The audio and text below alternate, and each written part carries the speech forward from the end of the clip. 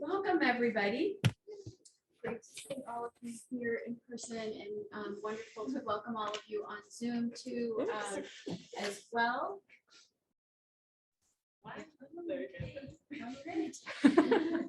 My name is Faria Khan, the co-director of Asian American Studies, and it's my pleasure to welcome you to the second annual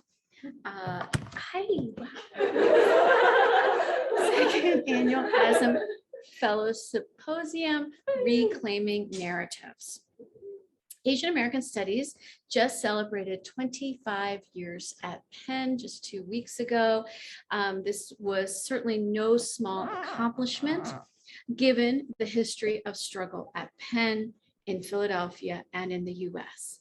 And yet we remain resilient and steadfast in the pursuit of a narrative that represents our collective and individual voices. The ASAM Fellows program was conceived by students for students and was made possible by the generous donation of our colleague's mother, Yunmi Chang. Her name is Debbie Chang. So many thanks to Debbie, Mrs. Chang. Through the Fellows program, ASAM aims to involve more undergraduates in original research, increase student engagement with ASAM faculty, and allow students to expand upon work done in prior classes. The ASAM Fellows program provides a chance to enhance critical thinking skills, learn about new areas of research, and strengthen their knowledge of Asian American studies. And I want to say that it certainly has been no small feat to pull all of this together, to conduct research and to organize a symposium, given the pandemic and all the sort of bumps and starts that we've had. And so this is certainly a massive accomplishment to be together today. And I want to thank also everyone that put their energies into making this happen. Annabelle, as well as Sophie and Amanda, our work study students, Dr. Pillai as well in helping us make this day possible. And of course, our guests that are here today. This year-long fellowship showcases the research of our fellows and pushes us to critique what we have been told to learn and the questions we need to ask in order to reframe and reclaim our own Asian American narratives. So we can get started, and I won't say too much more, but I'll welcome our fellows.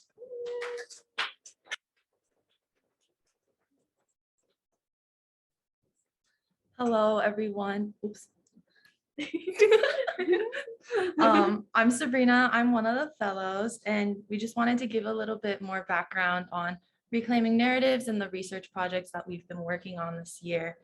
As a collective, our projects redefine conversations in the Asian American space by exploring the power dynamics that shape the marginalized narratives that the works are uplifting and shifting the focus in academia away from currently dominating viewpoints that obscure histories of racism, colonialism, and erasure by initiating interdisciplinary conversations across Asian American, Asian studies, and our respective disciplines.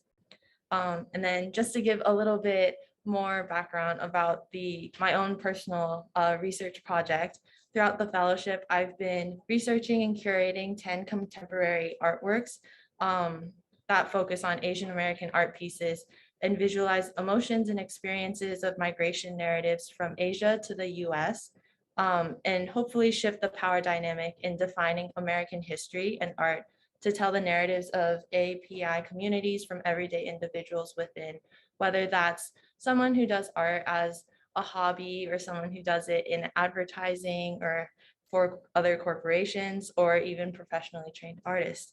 But now I'll pass it over to Kingsley and Lily to talk a little bit more about their projects. Yay! Thank you so much, Sabrina, for introducing a little bit. Just to share a little bit about my own research. So as an ASAM Fellow, I'm also the Asian American Studies Fellowship has also supported my own thesis work as a political science major. And for that research, I've been researching South Korea's political history, particularly its people's movements in the post-1945 world order after Japanese surrender. And so for that work, I've been analyzing 2 case studies, Jeju and Gwangju respectively, through an interdisciplinary approach. So that's by looking through archives, primary sources, and also just drawing from a bunch of disciplines such as history, Asian studies, sociology, etc. And so, and in doing so, I aim to reframe South Korea by centering Korean people and their collective will toward independence and self-determination. And throughout my research, I have been able to find a lot of really interesting things, but primarily I've been able to illuminate the ways that such people's movements actually challenged US hegemony, and through my research offer a fuller understanding of Korea that defies standard narratives that are accepted today. Hello, my name is Lily. So I've been researching Korean migration narratives to the US and tracing the portrayal of the American dream in literature in order to demonstrate how white society projects the American dream in order to lure immigrants into America with the hope of upward mobility. However, through conducting family interviews, my project also revealed how the American dream unravels throughout generations of immigrants who are unable to achieve this dream in reality. By investigating my own family's ongoing history regarding the Korean War, I utilized oral history to reveal how my grandparents' own traumatic experiences with the Korean War has leaked into the way that my own parents were raised, and then in turn affected my own upbringing. So now we're pleased to introduce our panel, Forgotten War and Remembering Korea, an interdisciplinary conversation on collective memory and liberation.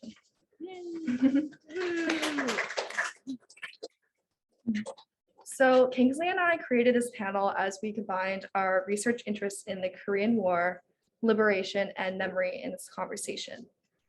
Through both of our research projects, we felt the need to address the patterns of representation that we saw through each of our respective research projects, such as the limited portrayal of Korean voices in literature, and the way that the Korean War has affected people's movements in Korea currently.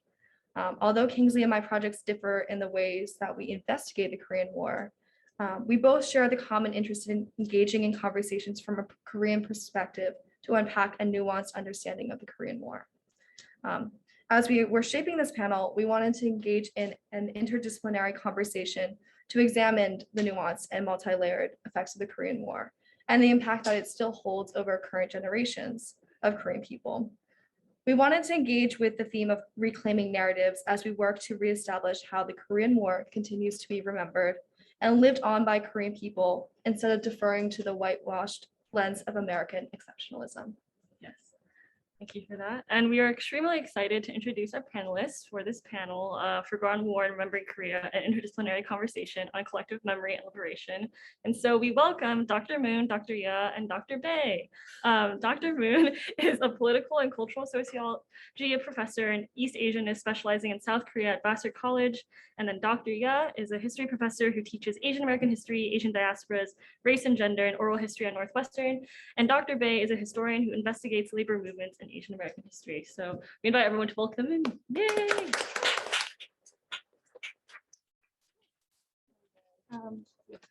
So now we're having each of our panelists have introductions.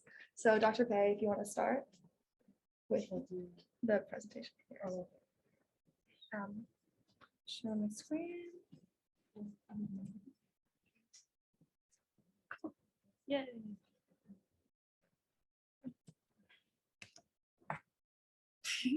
There you go.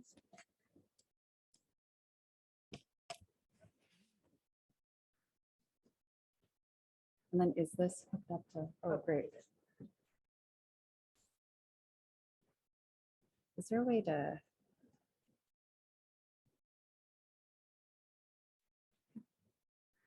Okay. Does that work for everybody? Yeah. Awesome. And then can everyone hear me okay? Oh, well, should I take my mask off?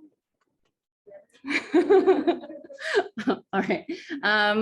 Thank you so much, Lily and Kingsley, for organizing this. It's really special to be here. I'm Minju Bae. I use she, her, they pronouns, and I'm a postdoctoral associate at the Institute for the Study of Global Racial Justice, which is in New Brunswick at Rutgers University. And so just as like a little bit of a snippet, my current project is on labor organizing in Asian communities in New York since the 1970s. And this kind of theme for today, reclaiming narratives, is really also at the heart of my work. It articulates so much of what I do in my life, both in and outside of the academy. So I'm really kind of honored to be invited and to speak on these themes, both the symposium theme and as well as today's panel. So in my research more broadly, I'm interested in the politics, ideologies, and strategies of working people who are often left out of histories. And so Asian American studies has given me the tools to be a critical reader and researcher, as someone who's really primarily interested in studying power, both in the archive as well as sort of more broadly in the world. And so I'm really kind of glad to contribute to this conversation. So I spend a lot of time in the archives, as well as in the digitization of kind of new collections of grassroots archives, and really in the service of grassroots level organizing, in addition to archiving for research. And so one of the questions that the organizers asked that we think about today is, the question was how to liberate ourselves from commonly held narratives. And so much of what I do in my work is to connect local struggles for racial and economic justice to concerns about US empire, kind of broader political economy questions. And so, for example, in my research, Asian American working people think about their struggle for better work conditions in relationship to their kind of position in transnational politics. And so one of the questions I pose in my research is, what does it mean to labor for the empire? And another way that I can pose this question is, how are wages for garment workers in New York different than the wages paid to garment workers, for example, in Bangladesh? And then by extension, what does that mean about US power? And so one of the ways that I think about how to challenge commonly held narratives, which is one of the questions posed, is to work really closely with grassroots archiving projects. And so here in this introductory slide, which is actually supposed to be useful to you because of my contact information, in case you wanted to reach out to me, but hopefully I'll share that later. But anyway, in this introductory slide, what we have is a screenshot from one of the projects that I work with. And so what it says is Korean Americans for Peace and Justice joined CAV in March for racial justice on Martin Luther King Day in 1989. It's taken by one of the co-founders of this organization, Minona Yin. Just to do a bit of close reading of this particular image from a newsletter article, what we have is we have folks marching for racial justice, commemorating Dr. King in 1989. So time is sort of pretty important. And what we have photographed are pumur drummers. Pumur is a traditional drumming practice in rural Korea, or that originates in rural Korea. And they're performing as street activism. And I see this as sort of one of these instances that I can turn to connect the here to the quote unquote over there, to connect New York to Korea, or how, and then also how it underlines the relationship of local struggles against racial oppression to US intervention abroad, right? So to give you just a bit of background, CAV is an organization that was founded in 1986 in the aftermath of the killing of an unarmed Black man, Michael Griffith. And the organization had originally began as a way to support the families of victims of police violence. And one of the first things that this organization did was to report on racialized violence throughout the country. Since then, the organization has taken some shifts, and now they have a more kind of systemic understanding of anti-Asian violence, which includes things like thinking about labor exploitation as well as housing injustice. And so now, currently, CAV is an organization that predominantly works towards housing justice. And so I began digitizing CAV's collection in 2013. It includes newsletters, photos, kind of video, banners, ephemera, etc. And archiving CAV's papers and media, I mean, it's really been transformative for me. It's really challenged me to think about decentering the kind of broader meta narratives that are often present in history classes. And it also highlights the kind of organizing strategies and politics from working class Asian communities, which has really been central to my work. And so just to give you a little bit of a few images.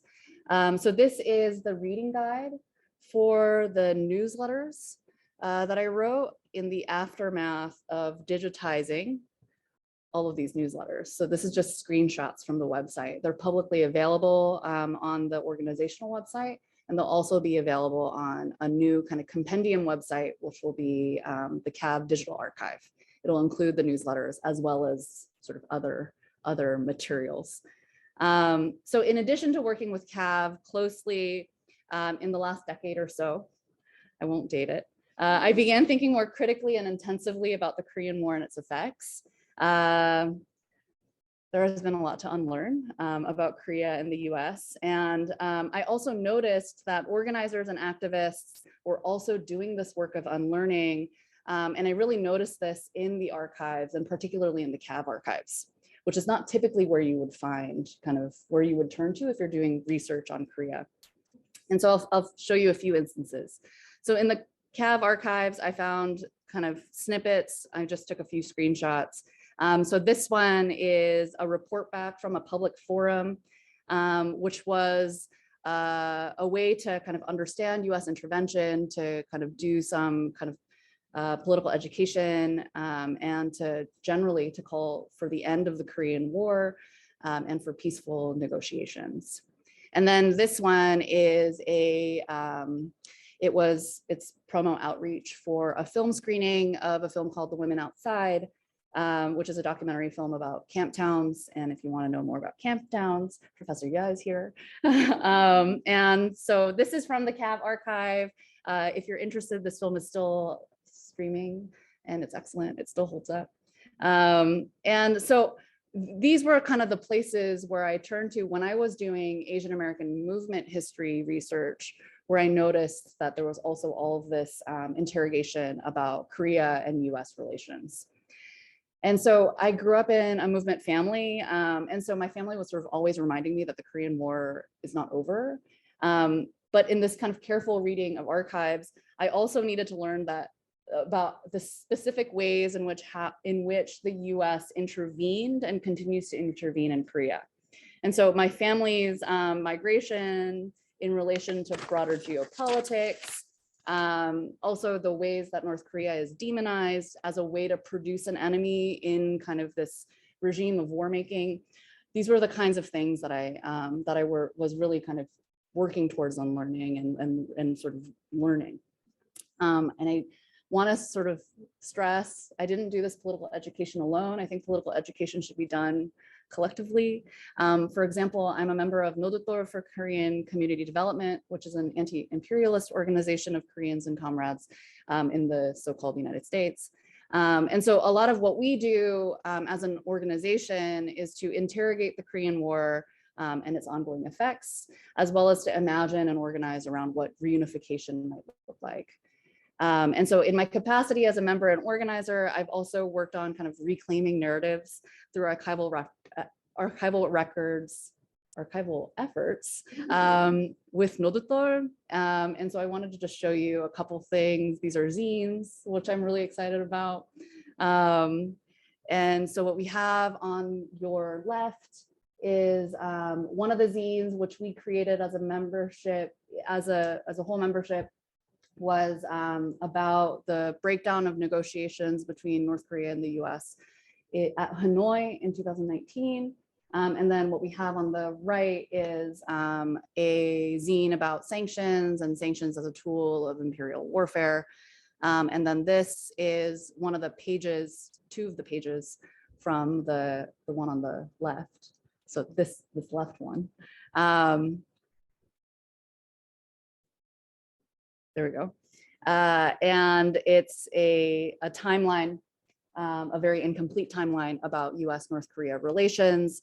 And it was really kind of in this way of trying to create material for broader political education that I think really kind of solidifies the kind of collective reclaiming of narratives that I really kind of believe in.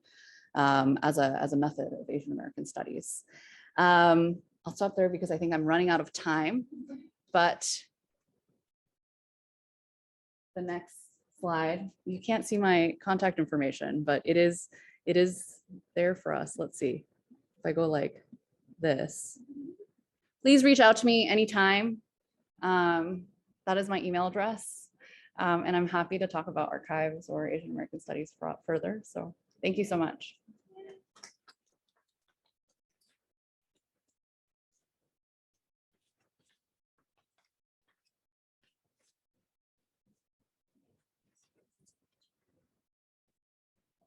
Maybe we can turn this.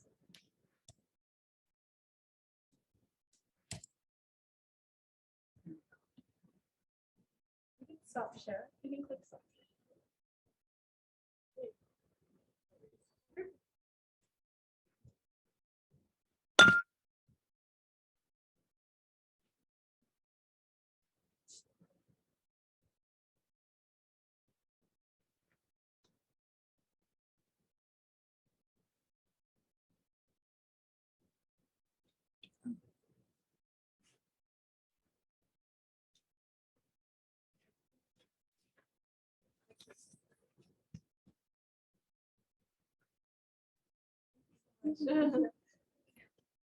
Okay, good morning, everyone. I'm Seungsook Moon. I am a professor of sociology at ASAM College. When I received this invitation, I was very intrigued. That I thought that it would be something I didn't know it was done by all students. So I'm very impressed, with the whole organizing and reaching out. So I like to thank you all for doing, amazing work. And I like to, let's see, do I have like 10 minutes, 15 minutes for the introduction? Yeah, just I don't want to, go over the time. Oh, yeah, so now can you hear me good? Yeah. This theme of reclaiming narratives, I feel very much connected to the theme as a scholar. I was born and I grew up in South Korea until I completed my college education. I came to US 1986 as a young single woman to pursue graduate work and my doctoral degree. I have been here, but now more than 35 years. So in a way, I spend more of my time in United States. And also I became US citizen back in 2001, right after 9/11, when non-US citizens were growingly very much harassed under surveillance, right? So that's the moment that I felt that I need to make some decision about my political, in a way, official political connections.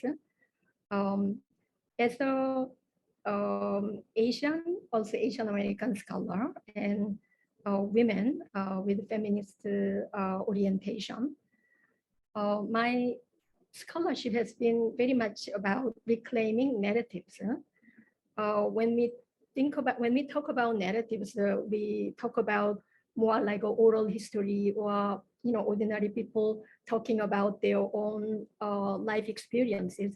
So that's one form of narrative. But I also think that scholarly interpretation and analysis are another form of narrative. It's more analytical, sometimes conceptually driven, but it's still narrative in the sense that we are telling how we are making sense of the world and our experience, right? Through making connections among seemingly things that are not related, right?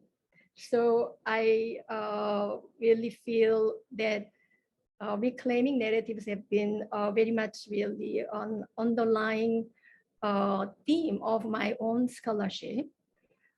as a political cultural sociologist, I have been doing research on and also publishing my work on militarism and then citizenship, and also collective memories of political leaders. Over time, like any other scholars, my scholarship and also focus of my research interest evolved. So initially, I was focusing more on South Korea proper, but as a result of all this transnational global development, my research interest became much more transnational. So, for example, my first book, Militarized Modernity and Gendered Citizenship in South Korea, was very much about Korea and, in a way, providing more gendered and feminist reading of Korean development, both economic and political development. Most people consider it as a industrialization, urbanization, and very much achieving this kind of modernity. And I wanted to really present a different reading, alternative or narratives, or reclaiming narrative of our own from more gender, class, feminist perspective. So presenting how that pursuit of modernity was in fact profoundly intertwined with military service. So that's really hold, and then also creating anti-communist national identity, and then also constructing what I call dutiful nationals, meaning the Korean word for that is 국민, right? So these three main components were really the what made Korean pursuit of modernity, militarized modernity. So it's just an example that I'm sharing with you about how a scholar can reclaim narrative and sort of decenter and recenter how to think about this kind of both macro process of social political change. And from there, I moved to more transnational comparative studies of US military bases. And of course, when you really study militarism in South Korea, you really cannot understand that without US involvement in South Korea, right? So in fact, what I was talking about in my first book was essentially a part of what I now call transnational militarism of these two states, one empire state and nation state. And in that book that I co-edit, co-authored, and also contributed over there, living with the US military empire from World War II to the present, it's very much really showing the alternative narrative about US, right? Especially challenging US exceptionalism, right? That the whole narrative about US exceptionalism is that, well, US has been always liberal democracy and the beacon of freedom, right? And I don't want to completely deny that, right? That did inspire a lot of people, both internally and externally, to really mobilize themselves and pursue, struggle for self-empowerment and empowerment of marginalized population, right? So I don't want to completely, disregard that. But when we really focus on the actual geopolitical engagements, right, the US have been involved, it's nothing but really liberal democracy. It has been always empire state ever since it was created as a nation or multination, right? So for me as a scholar, paying attention to US military bases in different places, but in my case, particularly in South Korea, was really a way to reclaim narrative about US and its position in the world. Let's see. And then the thing about, I guess, other things I will probably talk later when we have more in-depth discussion and conversation about, the significance of Korean War. One last thing that I like to share with you about me, let's see. Maybe one thing I like to say is that there is really a development, a very positive development in Asian American studies and also Asian studies, like bring these two together, right? For a long time, for various reasons and institutional politics, Asian American studies was separated from Asian studies, but more and more both scholars and students and sensitized and paying attention to transnational processes. I think these two areas of studies are really coming together in a very constructive and positive way. So maybe I'll just end there. Thank you.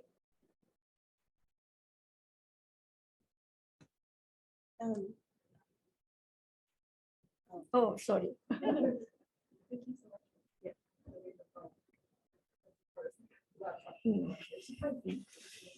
Oh, so that's our. Okay.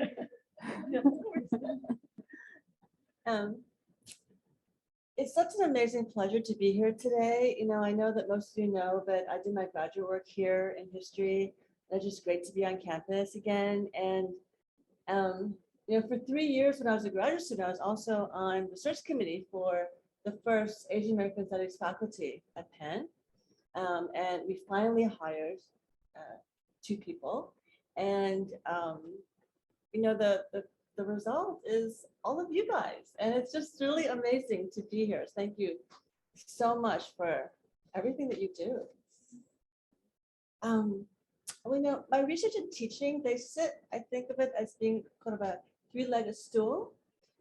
One leg is all about the legacies and consequences of imperialism, war, and militarism for ordinary people. And a second leg is social formations, how categories such as race, gender, class, religion, and nationality become organizing principles that deeply influence power dynamics and inequalities. And the third leg is diaspora and migration, how and why people migrate and what happens when they do. And because so much of war, imperialism, social formations, and migration is all about power and the suppression of narratives, reclaiming narratives naturally become a big part of my work. So my first book, for example, focused on the life experiences of Korean women who married American soldiers and immigrated to the United States as their wives. It was the first book to explicitly connect Korean American history to the history of the Korean War. And in doing so, it revealed histories of camp towns, Korean women, and Korean American communities that had been suppressed. So for example, the most common reaction I got from both South Koreans and Korean Americans about my first book was, why are you talking about our dirty laundry? And reclaiming narratives like that, right, that people don't want to talk about, that have been erased in the wake of war, is also a core theme in 2 of my advanced undergraduate seminars. So one is a course I taught last year on the legacies of the Korean War. We went over a lot of different things from the legacies of the war for modern war making and camp towns and immigration and so forth. And 2 of the assignments that I asked students to connect what they were learning in the classroom to what's happening in contemporary Korea peace reunification movements. So the first assignment was that they were asked to volunteer for the Korea Peace Now grassroots network. And they began by sitting in on the meetings of regional chapters. And they ended by developing social media posts for the 2021 Path to Peace report and narrating the 60-page report into an audiobook. Right? And the second assignment was to submit an entry for the Voices for Peace contest that the Korea Policy Institute ran last year. So 2 of the students won awards for their entries, but the entry that I liked the most was a poem, a long poem by a Black American student whose parents were immigrants from, I'm blanking on the country, Nigeria. And she talked about, in that poem, she made connections between her parents' migration to the United States, anti-Black police brutality, and the Korean War as a police action, and the participation of Black soldiers in that war. And one of the conceits of that poem was it was like it was being narrated by a Black American veteran, right, who was questioning what the hell was he doing in this war. Right? So I thought that was a really powerful poem, and honestly, I was very disappointed that my colleagues at the Queer Politics Institute did not choose that for an award, but there it is. Okay.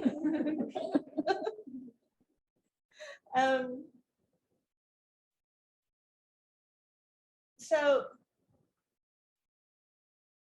obviously my intent in those assignments was to show students, or not show them, but to get them to really see for themselves, right, the ways in which what they're reading in scholarly articles is really reflected in what people are doing about war and memories and US militarism and so forth. And also get them to think about how sometimes those scholarly articles aren't actually 100% correct, right?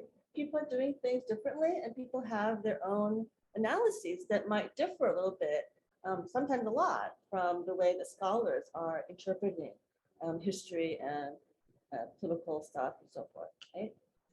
So basically, I'm trying to connect the history and the concepts that I'm teaching to what's happening right now in our communities, and get the students understand that there's a dialogue here, that they can be involved in that dialogue. And that dialogue is actually the really essential part of critical thinking. Okay? So my other course that really focuses on this kind of legacies of imperialism and reclaiming narrative is a course called Memories of War. And it juxtaposes the Korean War and the Vietnam War. And in doing so, hopefully to show new narratives about Korean Americans and about Vietnamese Americans, right? On the meaning of war in their lives.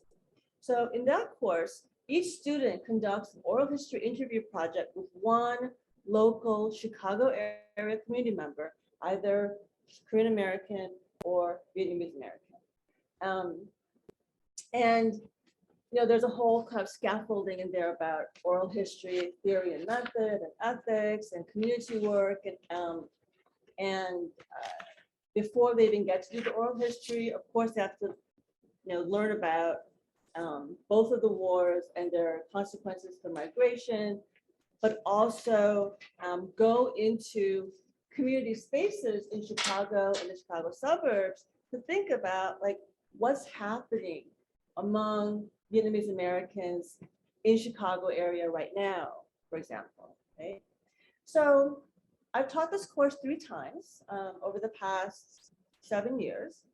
And one year, a student interviewed a North Korean refugee who had been when we settled in the Chicago suburb. This refugee, he and his wife, his son and daughter left North Korea. Only himself and his daughter survived. And they're now living in the Chicago area. In other years, students have interviewed young Vietnamese Americans who have been refugees as babies or children. Other Vietnamese Americans who had been to re-education camps in reunified Vietnam, and older Korean American men who had fought in the South Korean Army during the Korean War. And in the process of doing this community-embedded oral history research, students really began to understand the profound impact of things like US militarism on Korean and Vietnamese American communities, and the ways that certain narratives are suppressed, while other narratives are highlighted by ongoing Cold War and anti-communism pressures. So And courses like these, my students are always surprised by several facts. And today I'll just list the facts that they're surprised by that are all about Korea. Okay, so these facts include: one, that the US bartered with Japan to allow Japan to be a colony and for the United States to have the Philippines as a colony. Second, that the US almost allowed Japan to keep Korea as a colony after World War II. The US decided to divide Korea in two as a way to keep the Soviet Union at bay and restrict its influence in Asia. And the corollary, the Cold War began decades before the official start after World War II. The South Korea was formed as a separate nation state in 1948 under US military rule. And the first South Korean presidential elections were also held that same year, also under US military rule, all of which raises questions about legitimacy, sovereignty, and democracy. But the US violated the 1953 armistice when it placed nuclear weapons in and around South Korea in 1958. The armistice stipulated explicitly that neither side is allowed to introduce new weapons into the Korean Peninsula. So the US has been in violation of that armistice for decades. The US military strategy for Korea includes not only deploying nuclear weapons, but also using nuclear weapons. And that indeed, US President Clinton seriously contemplated deploying a nuclear weapon against North Korea in the 1990s and was persuaded otherwise only by his defense and security advisors. Of course, the Korean War is not over because there's no peace treaty, and that this lack of a peace treaty means that North Korea and the United States can attack each other at any time without having to go through the United States any kind of congressional approval. That the South Korean military was under the direct authority of the US military until the late 1990s, and that even today, control of the South Korean military automatically reverts to the United States military in the event of war. But the Korean people have been resisting US militarism and US neocolonialism since 1945. Right? There were protests of the Americans coming into the southern half, and there were protests about the division. And of course, there are ongoing protests in South Korea around the THAAD missiles, for example, US Army bases and so forth. The South Korean diplomatic corps in the United States routinely spies on Korean Americans and monitors Korean American work in Korea peace movement, and has regularly banned Korean American activists from entering South Korea. Every South Korean consulate and the embassy in DC has basically Korean CIA type attaches in office, and usually the vice consul for political affairs and or the vice consul for cultural affairs are both espionage experts. Cultural affairs, the reason is Korean immigrants, Korean American community falls under cultural affairs for that. And so this person is usually the one that keeps an eye on the Korean American community. For as long as I've been at Northwestern, I get a phone call every 3 years from the embassy asking me to meet with them. I always say, no, thank you. The transnational Korean adoption and military bride marriages, both of them are a direct result, not a corollary, kind of tangential, but a direct result of the US militarism in South Korea. And that at least 10%, if not more, of Korean Americans are either military brides or adoptees, about 100,000 each, right? And current estimates of the Korean American population, 1.7, 1.8 million or so, right? But the majority of Korean immigrants from the 1950s to 1980s originated in the northern half of Korea. They were refugees during the war, right? And they left in part because once displaced, what is your place, right? Immigration was a little bit easier. with that, having already lost your hometown. Okay? And also, the Korean Americans have been working for Korea peace reunification ever since Korea was divided in 1945 in the United States, right? And that much of that work was suppressed and also persecuted because of anti-communism, both of the United States, South Korea, and within the Korean American community itself. Now, these little facts are surprising because they go against common narratives about the war and about Korean Americans. And as such, they're really pivotal to reclaiming history and reclaiming narratives. Because when you start to unravel those facts and you dig a little deeper, the suppressed narratives, the erased histories, they start to come into view. And when you start to see those things, then your entire world, your entire sense of self, your entire understanding of your personal history, your family history, your community history, national histories, etc., it's likely never going to be the same again. For people who want to stick to conventional narratives and the status quo, that's really, really dangerous. That's why those narratives are suppressed. Okay? And so the kind of work, reclaiming narratives is political work, it's oppositional work, and it's the work of liberation.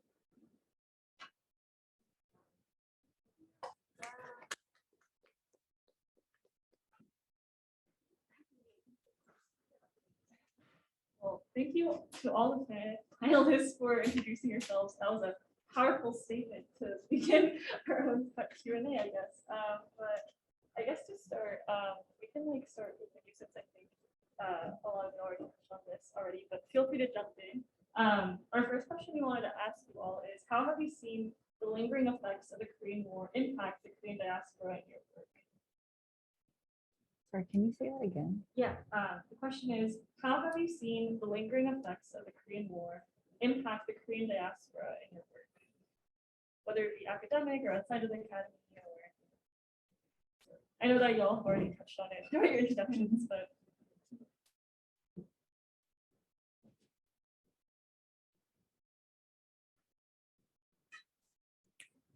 I want to say that,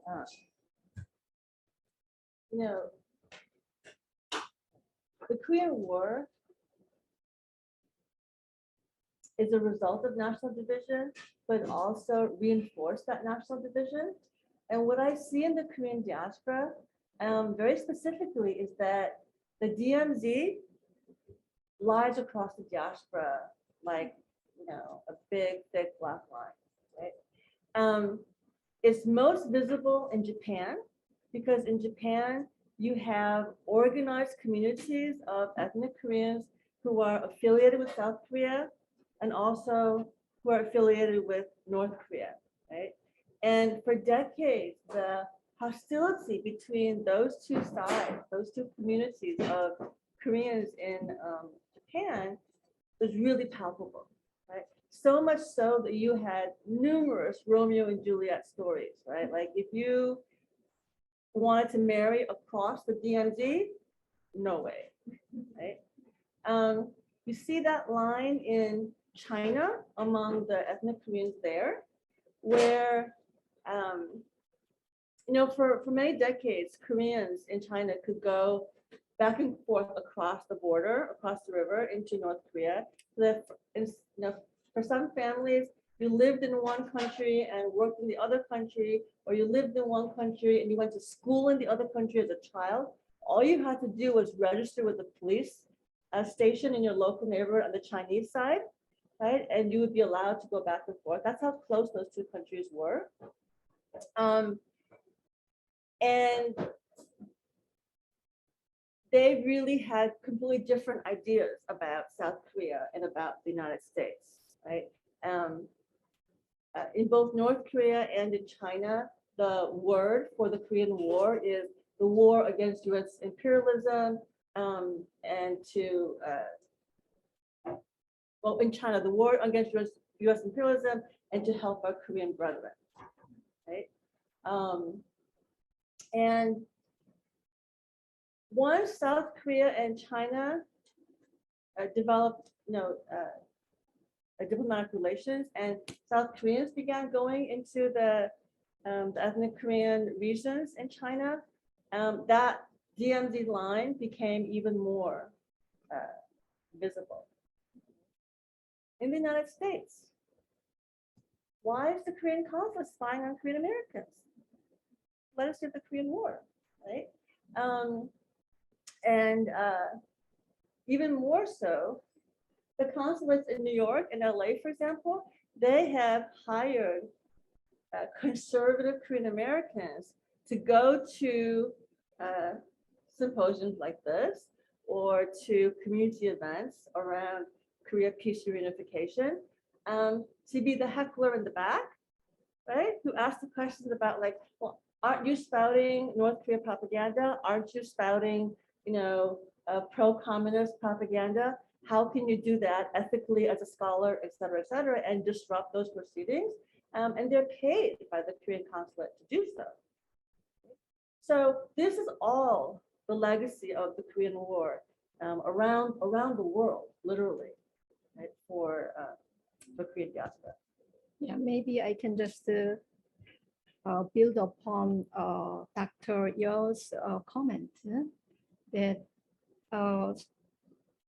I like to expand, this discussion, the initial question of how Korean War impacted studies of how Korean War impacted the Korean diaspora, right? That we, as a scholar, study to illuminate. And I like to make that focus on Korean diaspora to include Koreans in Korean Peninsula itself, because it's, picture is a bit more complicated or even contradictory. That I think the impact of Korean War is really multiple and far-reaching and enduring, right? One of the things that I like to focus on is it really divided Koreans among themselves. That it is very easy to focus on external factors, when we talk about Korean division, that yes, Cold War, and then US, imperialism or neocolonialism, right? But Koreans themselves were quite deeply divided. I would say, identifiably since 1920s. That's because the Korean Communist Party was founded in Shanghai during the colonial era.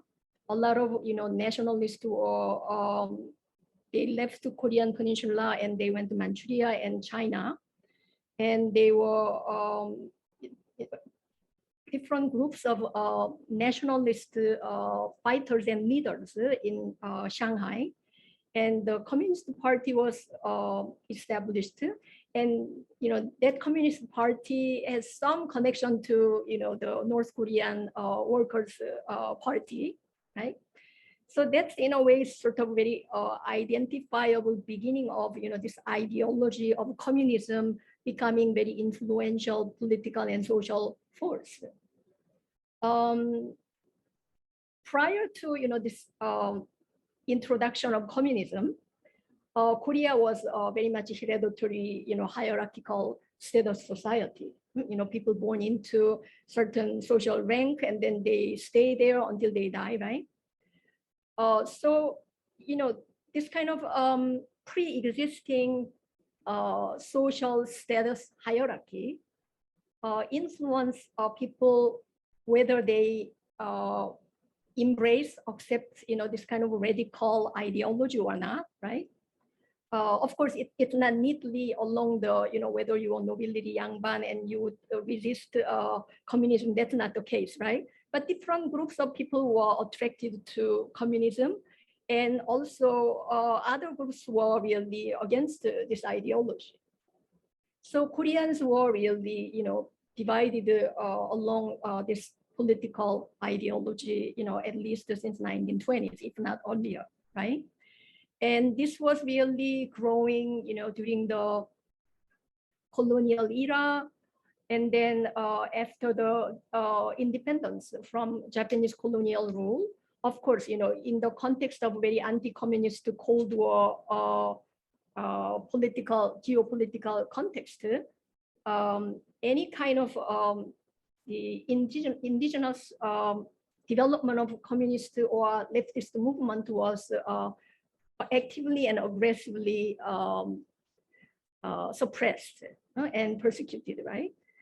But Korean War, right, as the first hot war in the era of so-called Cold War, really, in a way, created very organic experience, right, for a lot of ordinary Koreans who are not necessarily politicized in a narrow sense, became anti-communist, right? That they see their own family destroyed, people being killed, right? All this kind of revolutionary political movement involve a lot of violence. So many people were deeply, became anti-communist. And that's why also a lot of Koreans, right? Especially, when the Korean War really didn't end, only suspended, right? The fear, right, of that war and total destruction is always there. And that becomes always a powerful sort of reason and excuse, both legitimate reason and also powerful excuse to really prop up this anti-communist allegiance among Korean population. And initially, I thought maybe this is something more generational, that old Koreans, they have gone through Korean War, they had a very personal experience, but young people might be different. And there was some, surveys showing that the more one is educated and younger, they are much less fearful of North Korea and the possibility of Korean War. But still, we see the development of a younger generation, especially Korean men, right, who adopting this kind of very ultra right-wing militaristic perspective, right? So I think it really, the one of the really painful and enduring impact of Korean War is this persistence of internal division among Koreans themselves, right?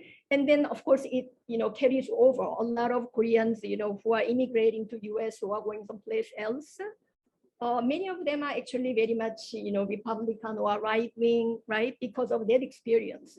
And, it's been always the case that like Vietnamese, along with Koreans, were most anti-communistic immigrant communities precisely because of this kind of war experience, right? So that's another important thing to really understand and remember. I'll be brief because that was great contextual and also I think the answer to your question is a great question. It's so deeply impacts the diaspora. I was born in Korea in a period when the Korean War's effects were kind of deeply ingrained in the democracy movement, and my parents were student activists. And so I think in their migration, how it impacts, and I'll speak about how this impacts on an individual level and then sort of speak out to it. But what it means is that the diaspora ends up being very suspicious of each other. And so I think the big impact for diasporas is that there's, and within also this context of colonialism and war and trauma, what it also means is there's like a lot of silence, right? And I think silence becomes one of the ways to interrogating silence becomes one way to think about reclaiming narratives.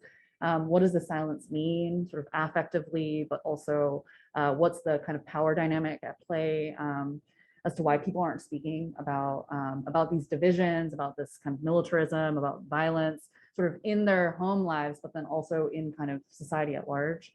And I also want to speak to two things that both Professor Moon and Ya sort of speak to a little bit, is that because of the nature of the way that overseas Koreans, and that's kind of how it's been captured by Korean history, overseas Koreans had an impact in thinking about kind of leftist movements in Korea, about communism, about liberation. As a result, overseas Koreans, I think there's a through line in thinking about how overseas Koreans play a role in thinking about liberation in Korea right now. And so I think it's really important that it's not because there is diaspora that this is some sort of other category of people who are living their own histories and lives, but rather that overseas Koreans have always been conceptualized as an important kind of central player in reimagining what reunification might look like. So I'll just say that much. Thank you so much.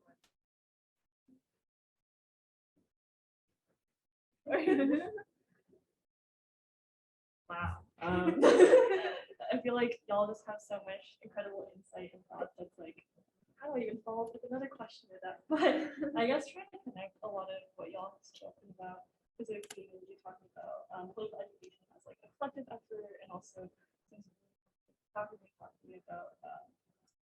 the idea of like the empire state versus the nation state. It's basically trying to connect the through line through all of your research. I guess I was just wondering if you could answer the question. How does a better understanding of the Korean War inform our understanding of U.S. war making, And so, like, I think you can interpret that question as you will, whether it be talking directly about U.S. militarism and intervention, but also I think Dr. Moon also brought up a really interesting point, as well as like all the panelists here in general, about the ways that the Korean War was also dividing Koreans themselves, and how do we almost re-perpetuate a lot of these divisions within our communities, and basically the lingering impacts of U.S. war making within our communities. Yeah, maybe I can go. Is that okay? I just don't want to forget something, so that's why. Yeah, and also just to follow up on my earlier comments and answer, I like to recommend a novella. Maybe some of you already know. It's Rainy Spell, written by Seungsook Moon. The novella, the title is Rainy Spell, Korean 장마. It's a really long-term rainy season in summer. That novella really portrays, through narrative, right? Not sort of, dense, historical information, but through non-fictional narrative conveys this internal division among Koreans themselves. And it tells a story of, Dongman, who is a 9-year-old or maybe 11-year-old schoolboy. His maternal family and maternal grandmother and paternal grandmother, they are coming together in one place during the Korean War. The maternal family were living in Seoul, but they were taking refuge in this remote village in I think it was Jeolla province. And it really portrays so nicely that how the tension and profound distrust among these two sides of the same family, right, develops during the Korean War, and how it sort of resolves. So it's a really wonderful novel to read if you haven't, read the story. And just going back to your question about how Korean War, paying attention to Korean War would really illuminate US war making in the world. I think it's really, really essential to pay attention to Korean War, because Korean War was really the single most important event in creating and maintaining this US South Korea transnational militarism paradigm. So since 1945 until now, we have been living under that paradigm, right? And the paradigm of US and South Korea being, allies, military allies for mutual defense, right? And then means Korea, not only that US is protecting South Korea, but South Korea has to also contribute to US war making effort. So all the major US war in the world, Korea participated either voluntarily or reluctantly. The voluntary participation was Vietnam War, because back then Korea was, under authoritarian military rule. So Park Chung-hee, who was the president, was eager to use that as an opportunity to really, get more bargaining with the US in terms of both economic investment and military assistance, right? So, there was really eager participation. But Iraq War, which took place like almost 40 years later, right, 2003, there was reluctant participation because by that time, Korea was formally democratized and, all these social movement challenging old paradigm, old narratives about US-South Korea relations. So during the Iraq War, for the first time in entire Korean history, there was anti-war movement, and it wasn't just fringy left political activists, but a lot of people who were former activists were now very much part of the establishment, right? So some of them are in political parties. They were in the National Assembly or the citizens organizations. Pursuing like social change, right? All these people came together and formed a anti-Iraq war movement. But of course, because of US pressure, Korean president actually Noong-yeon, which is really ironic because he was the one who really for the first time raised questions about unequal the US-Korea military alliance. But partly because of the power of conservative population in South Korea and also the power of US, right? So the Noong-yeon had to really go along with the US request and send combat troops to Iraq. And the connection here between Korean participation in US war making and the US the American society here is something really important to look at. By reaching out to these so-called military allies, right? US can continue to pursue military engagement elsewhere without really mobilizing or reinstituting conscription service in this country, right? So a lot of middle-class families or upper-class families are not really affected by these war making over there, right? Usually American now, we have all volunteer forces, professional, especially rank and file soldiers are hailing from mostly poor families and people of color, right? They are overwhelmingly represented in the rank and file military forces. So it's a combination of these lower class people, marginalized racial ethnic minorities fighting war outside. And then, Koreans and some other, the client states of US empire are providing military forces.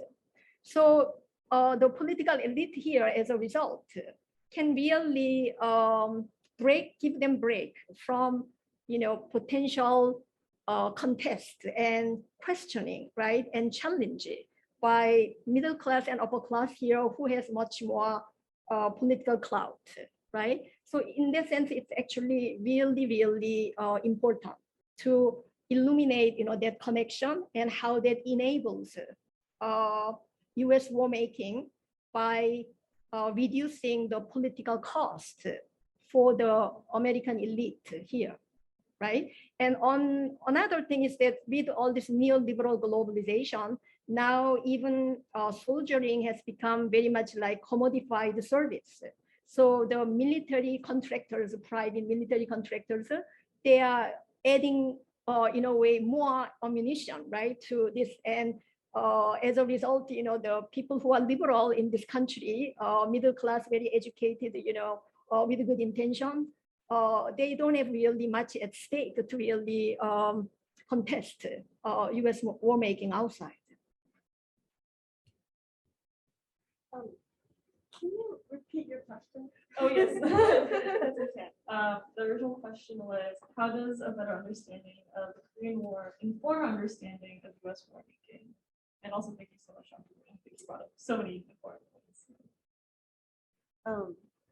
No, I think Dr. Moon really nailed it with her comments. The thing about war making is that war is profitable, right? So, the Great Recession, the United States really pulled out of it in large part to World War II, because even though it was in the war, it was also as a country mostly an observer, right? The country itself mostly did not get attacked, only Pearl Harbor in Hawaii and only Manila in the Philippines. But nobody cared about Manila in the Philippines because it was a colony outside of American vision for the most part. The Korean War was pivotal in Japan's economic reconstruction, and the Vietnam War was pivotal in South Korea's economic reconstruction.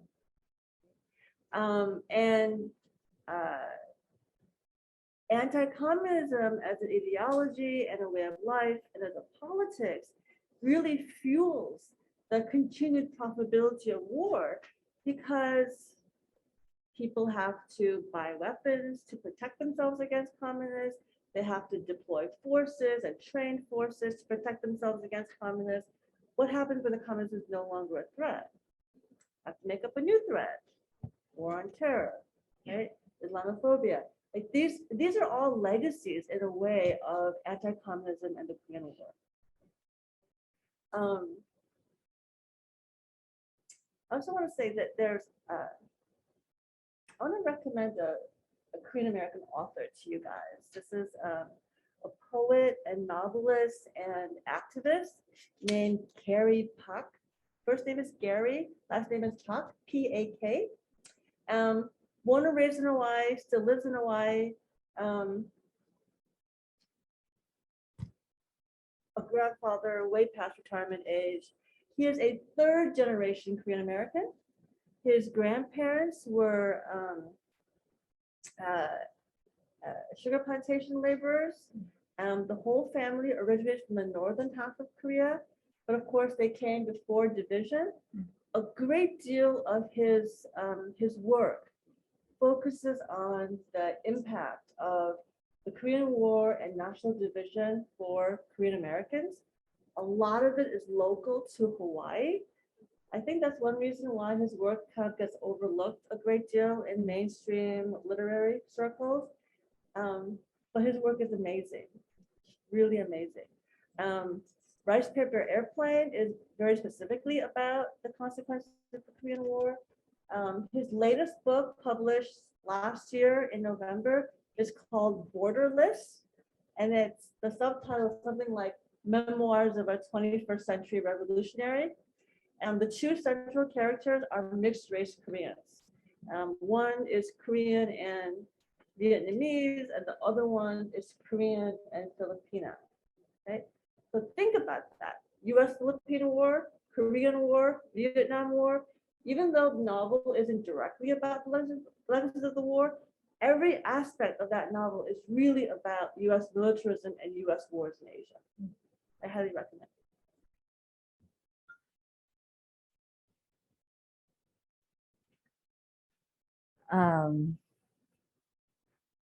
What do I add to this?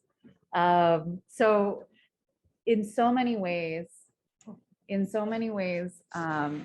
the US is founded on war. Like the US has been an empire from its beginning. But But what Korea does, it really articulates the beginnings of the forever wars regime, and kind of the ongoing Cold War. My co-panelists have already spoken to this, but I think one thing that the US does really exceptionally well is to hide its imperial power and its reach across the globe. And I think part of the silence that I was speaking about earlier also kind of adds kind of texture to this. And there's lots of kind of literature now about how the US hides empire. But I think part of what we need to do as people interested in Asian American studies is to really interrogate what's the politics and the power of being able to forget war. So Korea is often characterized or caricatured as the forgotten war, though none of us can forget it.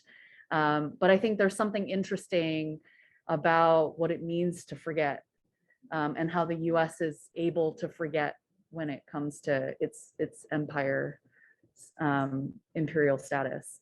And so I think there's something really important to look at there. I'll leave it there.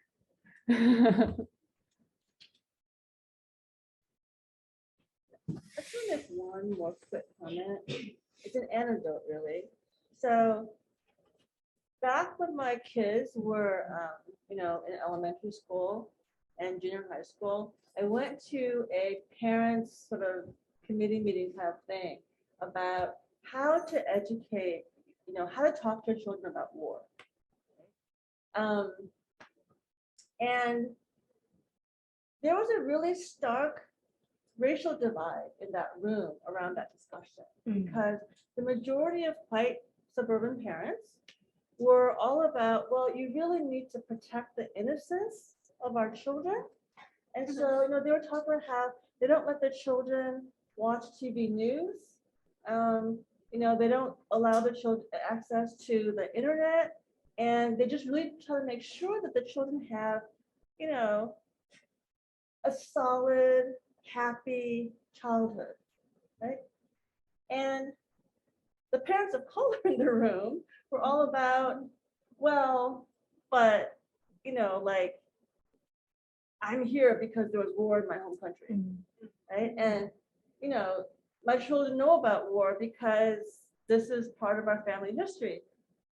And for those who weren't, they're just like, well, but there's police brutality against our people. So there's violence, and that violence is part of war. You can't avoid it.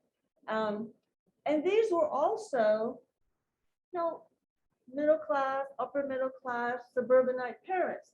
But there was a difference in race. There was a difference in family history. And therefore, there was a really big difference in how they thought about war, right?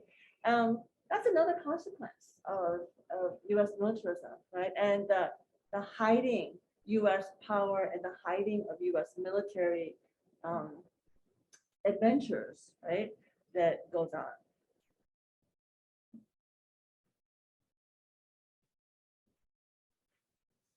Thank you all so much. For the next question, I want to think about how do we liberate ourselves from these commonly accepted narratives and notions of US exceptionalism that still impact our everyday. I think Dr. Yao brought up a really good point previously about how some initial reactions from the Korean community were, why did you air our dirty laundry? So how do we subvert these stereotypes when it takes unlearning and uncovering these painful paths that are difficult for us to address?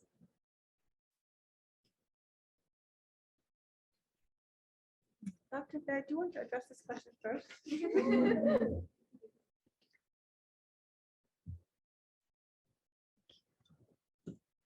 I really kind of organized my opening remarks with this question. So maybe like in summary, and then I can offer some additional things too, but like the liberating ourselves from commonly held beliefs. Political education is very important. Like the closing statements of Professor Ya, right? Like this is liberation work. To be able to reclaim narratives for ourselves. And that liberation has to come from a collective sense of political education. For me, archiving, retellings, working with students, of course, but then also like I'm a member of an organization. I am both scholar and activist, in kind of this cliche. I know that's like a very cliched kind of thing in Asian American studies, but I think the expertise doesn't necessarily come from me. I might have research skills, but also there's like, you know, experience tells us so much.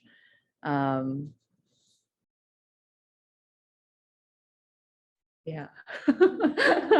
I don't know. I think reading widely, right? Like, I mean, I got into this whole thing because I really liked to read as a child, and then I never stopped, and now I'm here. And I think it's because I just read a lot.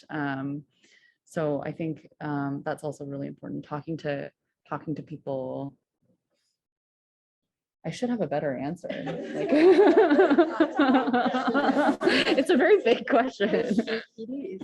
And actually, I really reaffirm, you know, the importance of reading because, you know, again, as a political sociologist, one research topic I didn't mention is activism, civic activism in South Korea. And I have been doing long-term research since 2004 of different kinds of social movement organizations. And I have conducted in-depth interviews with many of them from their narratives, right, of their own experience, how they became involved in activism and what kind of transformation they have gone through. One common theme was coming up over and over again. And that is actually all of them liked reading. That, you know, like even people who are not, it's actually nothing to do with the formal education. Some of them are high school graduate without college education. And that's actually in Korean context is something really disadvantaged, that there is so much hierarchy based on schooling, formal schooling. So not having college education really lowers your social status. But many of those people who are college educated, all of them mention that there is some occasion in their lives that they bump into somebody who introduced them to some alternative, you know, current affairs magazine, like Mal, you know, there are some of these magazines in Korea, or different kind of newspaper, right? Rather than the mainstream conservative newspaper, you know, different kinds of newspaper. So usually either weekly or some kind of a monthly magazine or newspaper, or they were somehow connected to some informal groups who are doing this kind of studying. So they realized that all the things that they understood about Korea, Korean history, or even Korean, you know, immigration, it's just not true oftentimes, or much more complex, right? So they, you know, mentioned that this is like an opening your eyes, and I just saw a very different reality, very different history, right? And that becomes really on the beginning of, you know, a self-transformation or the ideological, I guess, you know, growing, right? So I think that kind of, in a way, intellectual activity of being able to read and reflect seems to be really something powerful, especially for, you know, individuals at the level of individuals. So this really is quite an impossible question to answer, but I have a couple of things, right? I think it's really, really important to identify and interrogate power, right?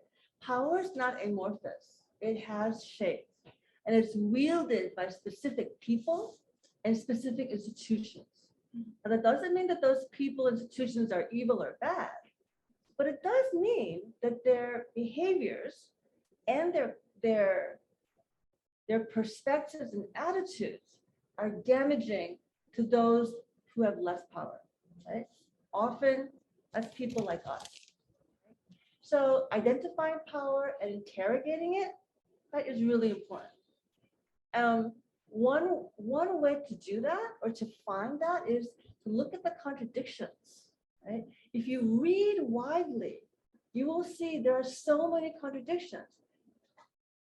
Dig at those contradictions. Where does contradiction come from? Is it just sort of, a benign contradiction, or is it a contradiction that's hiding the workings of power? Okay? So that's one thing. And that's really essential to oppositional movements and social justice movements, right? So identifying and interrogating power. But that's not enough, right? Like we can, fight and ask for things and do lawsuits and do direct actions, but all of that social justice movement stuff, right? If it ends there, we're nothing but supplicants to power. We're asking power to do right by us, right? Is that all we want to do? I'm thinking about right here in Philadelphia, the decades-long struggle for educational justice for Asian American students, right? And the working class parents in Chinatown and elsewhere who had been doing this, involved in lawsuits, involved in negotiations, year after year after year, like they'd work 10, 12-hour days in garment factories and then go to, Asian Americans United News in the evening. Like, it's not sustainable, right? They did this for decades, however, and then they said, we're done. We're done with this, right? What did they do instead? Anybody know? They built their own charter school, the folklore school, K through 8th grade, right? And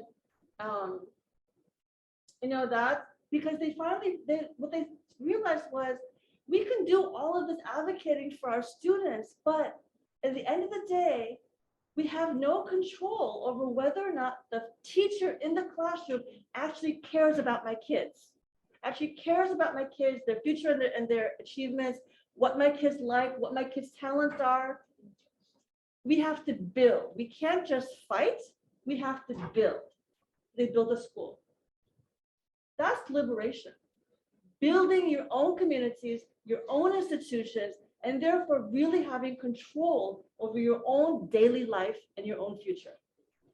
It's much harder, much, much harder than fighting, right? So the people who were involved in AAU and all those educational lawsuits and building the school, they're longtime friends of mine from graduate school days. And all of them are like, the direct actions, the protests, the organizing, the education, so much easier. Building that school, so much harder. But the building is the most important part of liberation. The most important part, absolutely. Can I add a thing? Actually, I'm like unsatisfied by I think I was meditating on this question. I think this thing about commonly held narratives. I think I want to just like implicate the university and the academy in creating narratives, right? And I think like in the spirit of Asian American studies, right? Like the Asian American movement was really kind of about like, what does the community need, right? And it's kind of this thing about kind of self-determination, community control, like what can we do to fight for our own liberation and then build it, actualize it. And I think the way that Asian American studies now has become kind of institutionalized, there really needs to be like a questioning of what that institutionalization is, right? So like, how do we then study power, right? In the Asian American studies space, right? Like, what is the commonly held narrative that's getting developed? And then also, how are how are commonly held beliefs being funded, right? Like to then replicate themselves to get perpetuated, right? Like now I'm getting riled up, but like to what extent are like state agents developing certain narratives about anti-communism, for example, right? or like, you know, all of the kind of shitty politics about, excuse me, what was I saying? I swore and then I lost my train of thought. About yeah, like critical race theory at Penn, right? Like there's all these ways in which commonly held narratives are just perpetuated by universities. And so it's important to think about power in that way. How are we in universities kind of supplicants to kind of perpetuating those narratives? The university you mentioned, and yeah, someone who has been working in university setting. Yeah, actually, university is one of the major institutions of contradiction. So yes, we create space like this, and I guess it's really an effort to build, as you mentioned, right? But also, university has been very much under both assault and transformation, you know, by neoliberal capitalism, right? So a lot of things are reduced to, you know, getting credentials and getting quantified results, right? And that becomes, you know, funding criteria. So that's in a way very much dominant narrative now, right? They're very much, you know, narrative shaped by neoliberal philosophy and governmentality. We need to really question and yeah, build our own alternative narrative. Right. Yes, yes. Urgent question, if it's okay to just ask right now. Oh, yeah, we are now opening up for audience Q&A, so okay, great. Thank you guys for being here today. This part is just and I guess just to provide some background, I'm a graduate student in Diaspora right now, and we're kind of in the process of creating Asian planners and think about that today, and kind of jumping off of, you know, building your institution, and also I feel like personally, I've kind of went through a journey of, I came from Korea for college, and now I've been here maybe like 6 years now, and so I'm starting to adopt and work with American myself. I think that process, Asian planner is a big part of that journey. And I was wondering in terms of, today a big thing that I feel like I learned is that, you know, all the contradictions that I feel as I'm starting to adopt this American and start to stray a little bit from Korea, is that there's so many contradictions that personally felt, and that have actually come from this war making is very illuminating today, and kind of trying to, I guess, bring that to, you know, making and building institutions that are alternative to people who are constantly and every day living this contradiction. I was wondering, a big question we have for Canadian planners within the Weissman School of Design, how do we bridge the gap between Asians in America versus Asian Americans, who are both attending the school, both the big population. So I was wondering, you know, these two groups have very similar roots, but are always contradicting each other and fighting each other as individuals.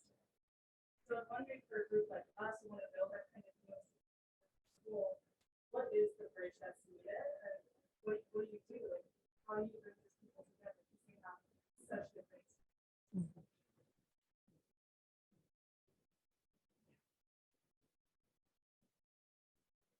Yeah, that's enough. Yeah, go ahead. So I don't know if this is going to be an adequate response to your question, but you know, there's what I'm sensing is that there's a kind of increasing tension between the Asian students on campus and Asian American students on campus, and it's not sort of Asian to Asian American. It's more specifically like Korean American, Chinese, the Chinese American or Taiwanese American, right? Like that kind of thing.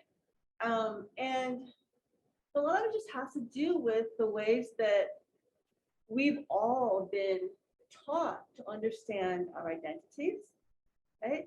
And the ways that we've also been taught to kind of look askance at people who are kind of like us, but kind of not, right? So Korean Americans are kind of like Koreans, but kind of not. right? Like Chinese Americans are kind of like Chinese, but kind of not. And then for those on the American side, there's also that fear of being labeled a fob, that fear of being labeled a foreigner again, right? And trying to like stay away from that, right? So there's just a lot of different kinds of tensions that are swirling around in what you're talking about. And I think there are no easy answers. It's like you really have to sort of challenge that narrative of difference, right? And think about, well, what are narratives of common ground that we can establish? It doesn't have to mean that like something earth-shattering happens, right? So Northwestern, for example, there's a Koreans at Northwestern student group and CASA, Korean American Student Association, right? And for a long time, the reason KANU started was because the Korean-speaking Koreans and the English-speaking Korean Americans just didn't gel, right? But after KANU had been around for a while, they're sort of like, wait a minute, this is like ridiculous. They started having joint events, right? They started being more friendly. And so now it's not perfect, far from it, but there's a little bit less tension now, right? There's a little bit less like factionalism and language clickiness around the Koreans, whether Korean or Korean American on campus. So it's those kinds of things that need to happen. It takes a lot of time. And it can be as simple as like a Korean American and a Korean being best friends and rooming together junior year, right? I wish to say is the kind of change you're asking or looking for takes a long time. It's just not that easy. And just to add to, very thoughtful comment. I think, human beings are very much creature of habit, oftentimes. And we often are dictated by, tyranny of convenience, right, or comfort. So this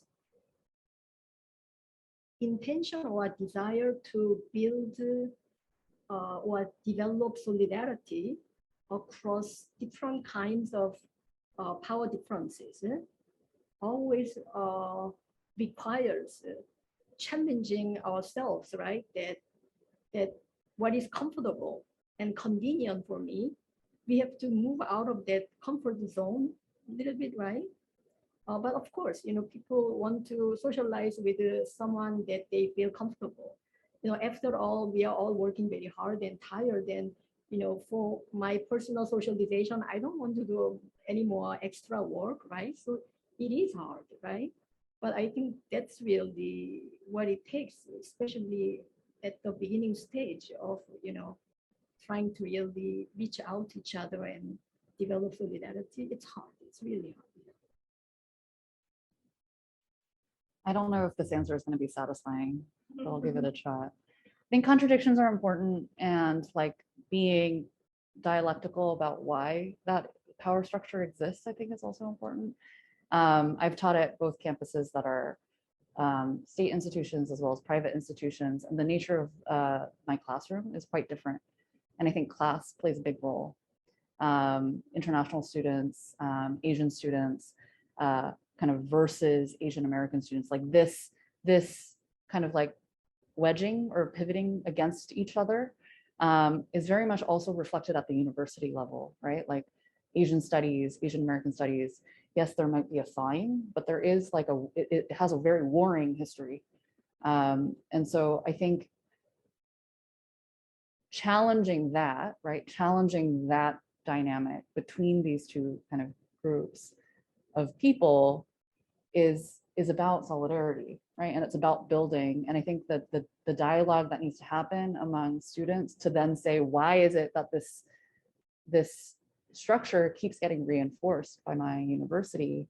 is I think an important one, and also I think a reason why there are these kind of emergent opportunities for kind of cross dialogue. One of them is kind of global Asias is like an emergent field, which I think does a lot of this work to thaw kind of the factionalism of Asian studies and Asian American studies. And I think also critical Asian studies is becoming kind of more of a space to think solidaristically.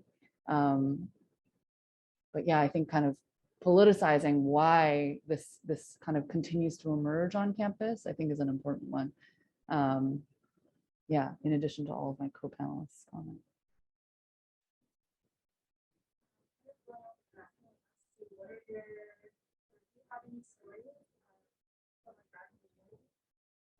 Personal life or from our friends or yeah, what are some like stories about community, Asian American experience or something that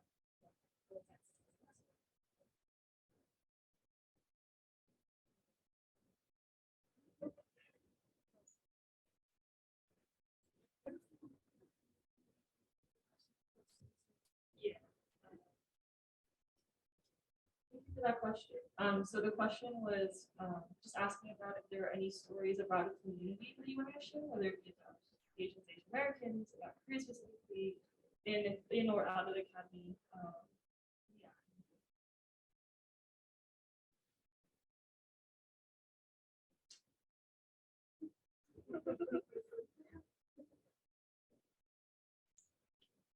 This is a rather heavy mic to be passing around.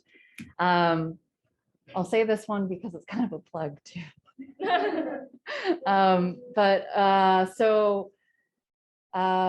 Let's see. Recently, or not recently, for a very long time, I should have not said recently at all, but there are Korean survivors of the A-bomb who had been based in Hiroshima and Nagasaki during the A-bomb droppings as a consequence of conscripted labor, or as a consequence of Japanese colonialism. And they have been fighting for medical reparations and restitution since, and have been unsuccessful at attaining that.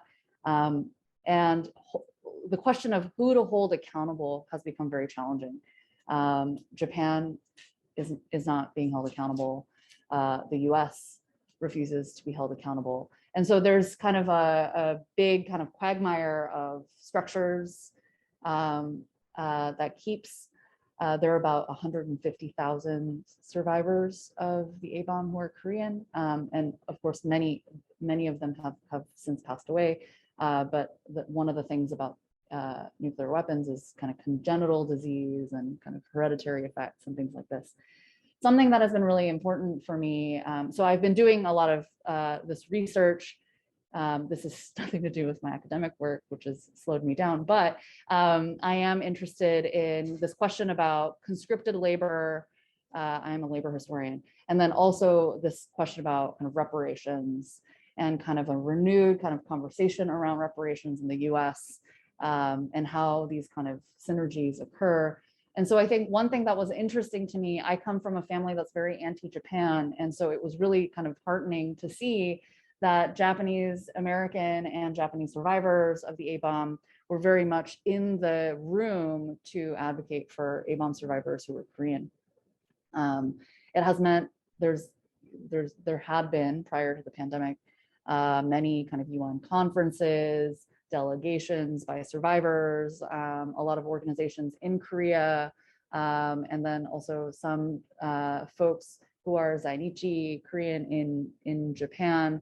And so I think there has been kind of, I don't know if this is what you mean by radical unity, but I think it kind of creates this solidaristic sensibility among people who are trying to hold, in this case, US empire, as well as Japanese empire, accountable for nuclear warfare, which I guess now has become very relevant as a topic. But that's, I guess, one instance that I can think of right now, and also a plug to do more. I can talk about what I observed in my own campus, NASA College. I don't know whether this can be called, radical unity, but I think it's at least a very good constructive step. What I'm observing is that different groups of students, Korean American, but also non-Korean students, they come together to learn and play Korean farmers music, 농악, right? And this is something that they find, very interesting and enjoyable. So they come together and then, spend time regularly to learn and then also perform once in a while, right? So I guess in a way, this kind of a supposedly non-political things, right? Religious activities or artistic or other kind of performance, right? Or learning can bring people together and, create useful, in a way, occasion for further development. But having said that, of course, I am not, assuming that this kind of coming together is necessarily or automatically leading to, more politicized and socially engaged activism. I'm not sure, right? But I think at least people from a very different background who never usually socialize and talk to each other, coming together and on a regular basis, right? Doing something together enjoyable. I think that's also something worthy. So your question really gets to another erased narrative, and that is the narrative of radical solidarity throughout U.S. history. Right? So, for example, Mexican and Filipino workers in California, the American labor unions were very racist and very pro-white, and so they didn't allow Black people or Asian people, et cetera, to join. So they weren't able to make a formal union because it wasn't part of the formal union, but they had a labor organization that served as a union for these migrant farm workers, Filipinos and Mexicans. Sam Gompers and his associates came to Mexicans and said, well, we can allow your union into our union, the AFL-CIO, but only if you leave the Japanese behind. And the Mexicans said no.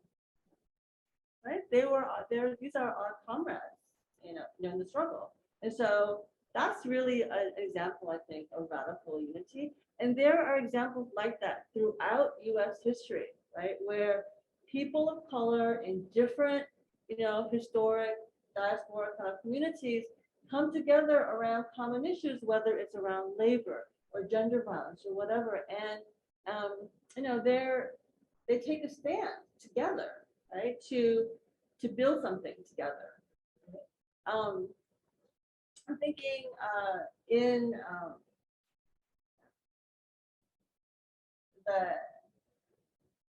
the movement around the rights of the survivors of Japanese militarized sexual slavery in World War II, right? You have Japanese Americans and all kinds of people coming together for this. And you have that happening in the face of increased Japanese government pressure, right, against things like memorials for the survivors and so forth. Right? You also have in Korea, the survivors created the Butterfly Fund, right, for survivors of gender violence. And they also joined with women in Vietnam, right, to protest the South Korean government for the atrocities that Korean soldiers committed during the Vietnam War. That's also a really radical act of solidarity and unity. And I think kind of a theme in all of this is it's really important to stand up against your own government. And when the South Korean survivors and those Haimani did that, it was really part of the process of taking this issue of World War II militarized sexual slavery under the Japanese Empire and turning it into a broader gender violence, right? Wartime gender violence issue, and seeking that kind of solidarity. Right?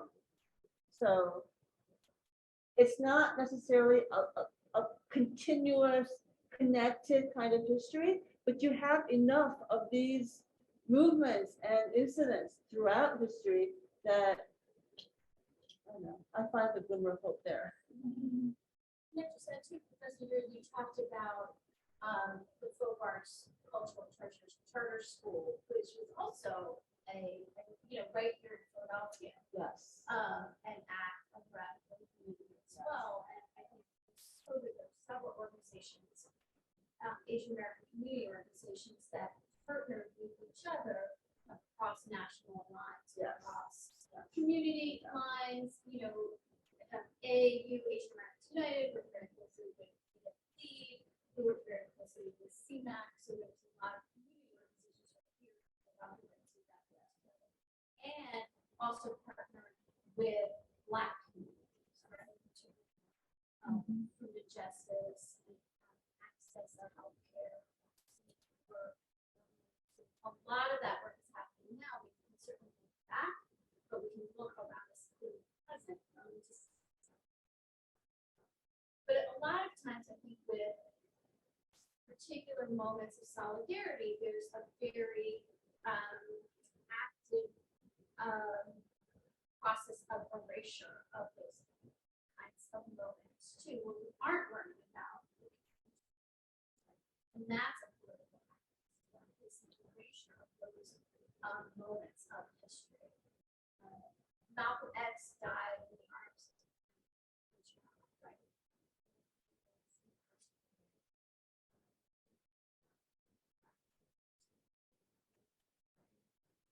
So like those moments we just don't know about, but it's noticeable, I think.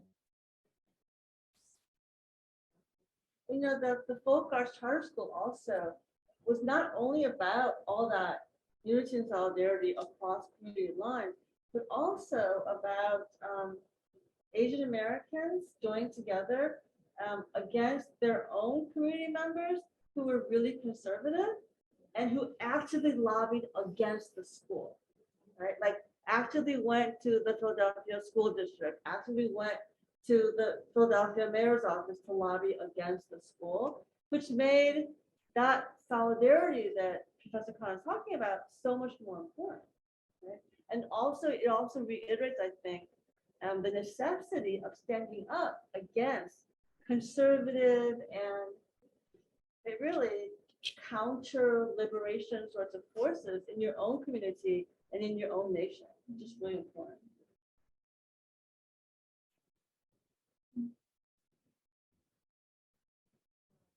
I think we are up on time, but I'd like to thank the panelists one more time for their lovely insights and for taking the time to spend all this time with us. So thank you so much. I say that I would like to welcome all of you to lunch. It's in the other room, and our panelists will be here so we can continue the conversation too. Thank you all for coming. Please stay for food. It's right in the next room. Thank you so much. Thank you all so much. Wow. That's amazing. Yeah. My brain is so buzzing. The synapses are firing. Yeah. We know they were like kind of hard questions, but y'all did a great job at answering them. No, I do not take that. You can take it. Oh, you sure? Yeah. Oh, okay. Do you have a sister? Pardon? Do you have a sister? I do. Is her name Minnie? Yes. Well, do you recognize me? I'm so sweet. You live in, your family's from like New York? I think my parents are friends. So it was like really nice to hear about. Like, No? Can you, okay, remind me about, Does your sister do like illustration? Like, you're an artist?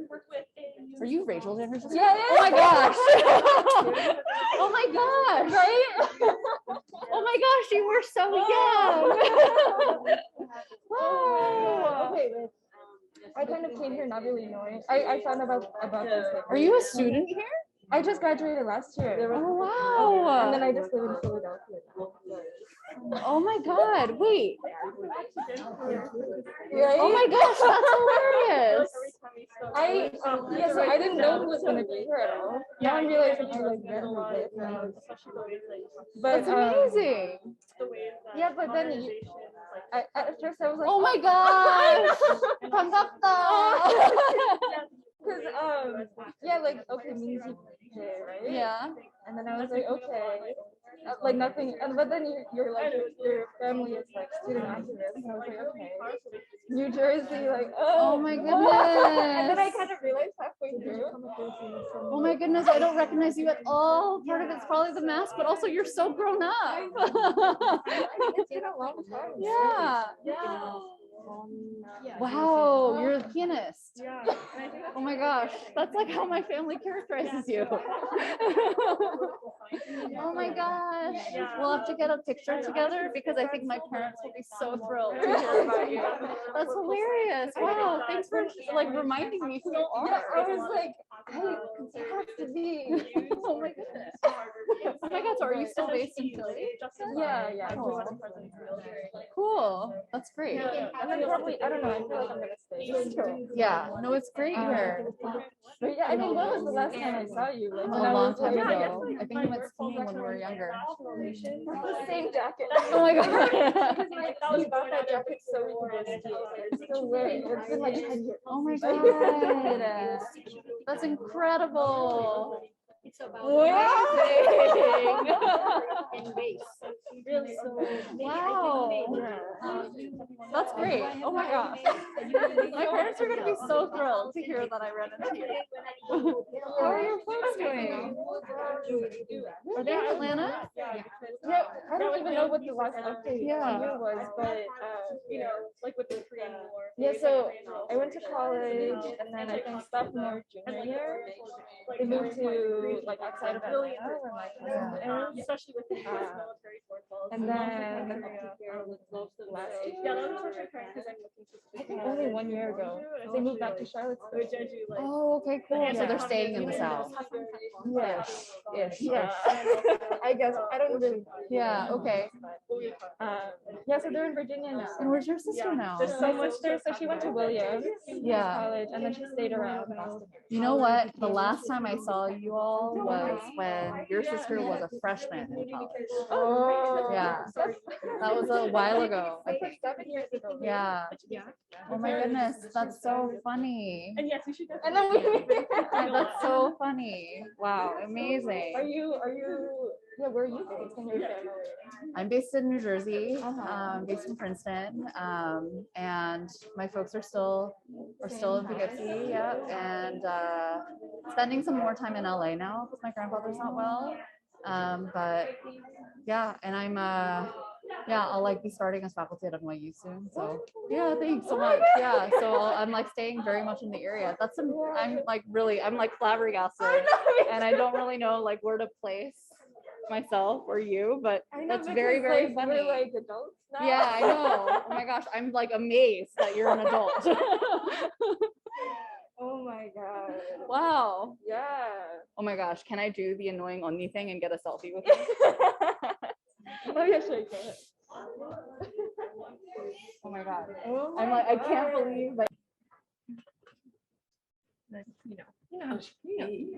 Thank you. All right. Okay, welcome everyone to our afternoon workshop called Creative Storytelling, a screen printing workshop on migration and urban narratives. I'm super excited to be co-hosting this with Asian Arts Initiative, represented by Rodney over here, and Maria. And just before we start, I wanted to give a little background to what creative storytelling is, and also a little bit about Rodney and Maria and their work. And so to me, creative storytelling helps us engage and empathize with others through different forms of media, whether that's writing, poetry, painting, sculpture, or more. These forms of storytelling can bring out more personal and individual narratives, as opposed to the ones that are often told in academia. And so one example from my own research this past year was this one artwork that I was looking at called Electronic Superhighway, the Continental US, Alaska, and Hawaii by Namjoon Pike. And it's basically this huge map installation created of over 50 like TVs with at least one in every single state. And these TVs were playing different forms of media that kind of shaped like the immigrants' perspective of what that state represented or their view of it before they came to the US. So some examples were like clips of the Wizard of Oz in Kansas, or even just like the Clintons waving when they were visiting Alabama. But now just to get into a little bit of like Rodney and Maria's backgrounds. Rodney is the Senior Programs Manager at Asian Arts Initiative, which is a multidisciplinary art center in Philly, Chinatown, that uses art as a vehicle to explore the diverse experiences of all communities. As an organization, they offer exhibitions, performances, residencies, workshops, and the community gathering space for all of us to view and create art that reflects our lives, and also think critically and creatively about the future we want to build. Rodney has served at multiple arts organizations throughout Philly, whether as a visual artist, a facilitator, a youth development manager for the Mural Arts Program, or a graphic recorder for the Bartol Foundation. And his work in general hopes to build solidarity among all people in struggle, because he believes that we must subvert this cultural genocide by any means necessary and practice radical optimism to imagine new possibilities. Maria, on the other hand, is a local artist that works with combined media, including film, video, animation, sound, photography, embroidery, and installation. She brought some of her work here, so we can all take a look later. But she explores individual and collective history as a mediated experience. She combines images of history, mythology, folklore, landscapes, and creatures to propose alternatives to the systemic representations ordered by colonial narratives. She received a BA in studio art and art history from Rutgers and an MFA in studio art at Hunter College, CUNY, and has been exhibited, screened, and performed both nationally and internationally, has been awarded numerous funds, awards, fellowships, and residencies all around the US. And then collectively, I'm super excited to have both of them here because I think their work proposes alternative futures for our communities and calls us to think more critically about the histories that we've learned and that we know to be true throughout our education, aligning with the theme of reclaiming narratives. As artists and community builders, they're constantly defining conversations in the Asian American space by exploring the power dynamics that shape the marginalized narratives and currently dominating viewpoints. And just before we get into the screen printing workshop, Rodney and Maria will each present a little bit about themselves and their work, just so we get to know them a little better. And then after they're both done with their presentations, we'll have a joint Q&A. So save your questions for then. But hopefully throughout this workshop, you'll be able to be inspired to either work more on your own art practice or begin something new, or be inspired to view art with a more critical lens. But yeah.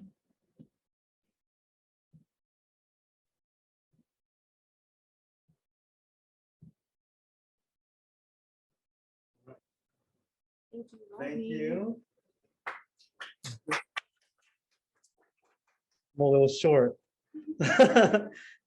So thank you for having me. I'm really excited to be here and to be invited on behalf of the Asian Arts Initiative.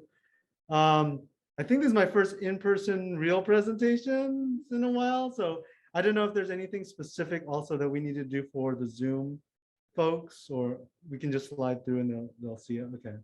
So yeah, thank you for my introduction. And I just want to, is it okay? I can just be right here. Okay.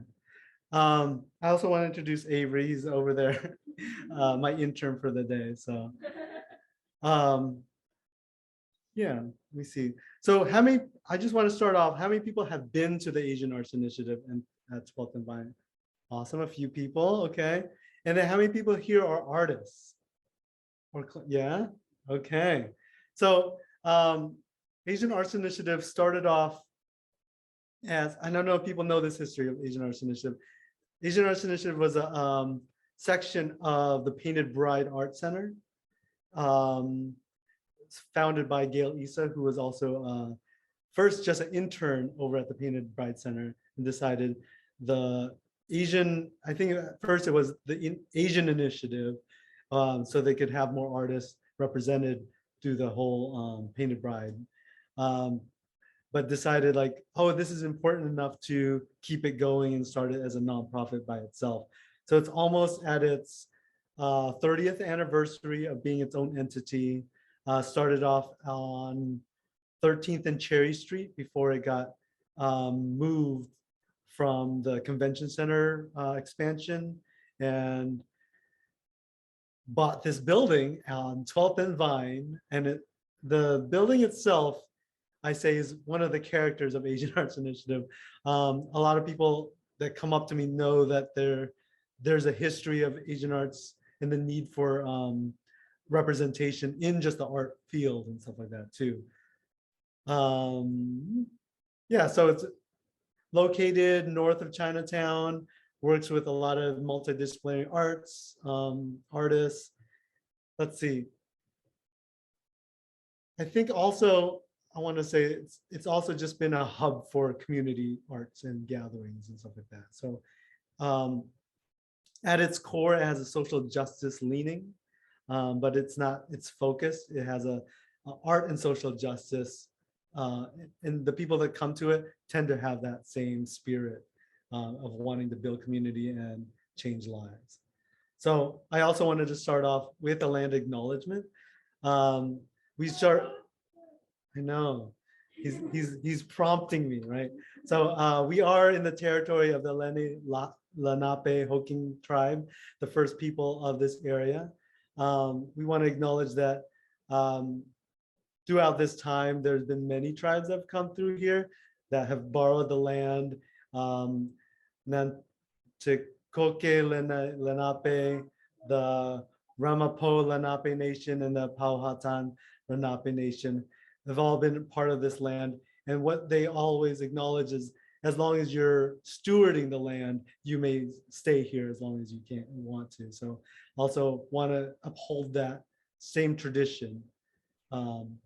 And we just went through a training, and I'm already forgetting all the stuff we were supposed to bring up, but I'll just read this part, that there may be harmony between the indigenous people of this land, descendants of the immigrants to this land, as long as the rivers and creeks flow and the sun and the moon and stars shine.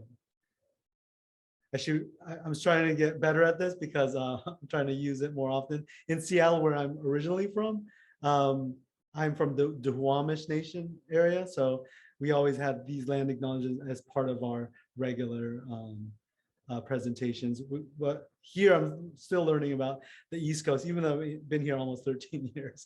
New York, New Jersey, and Pennsylvania, and Delaware is where the Lenape Hoking tribe area was really concentrated on, until some of them were moved and some of them stayed within the area and stuff like that too. So there's still, if you want to learn more, there is a whole museum in Jersey on the Lenape tribe and stuff like that too.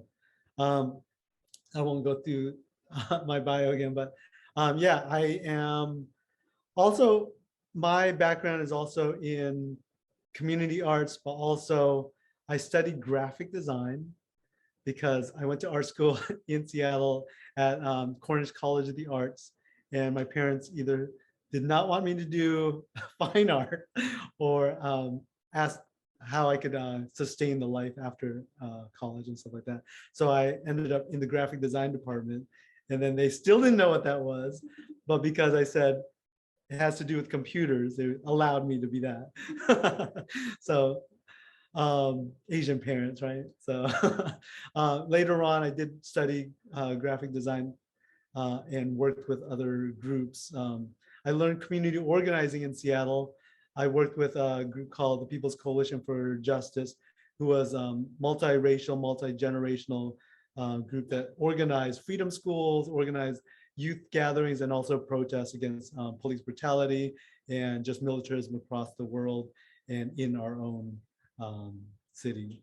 So I brought that sentiment also to Philadelphia.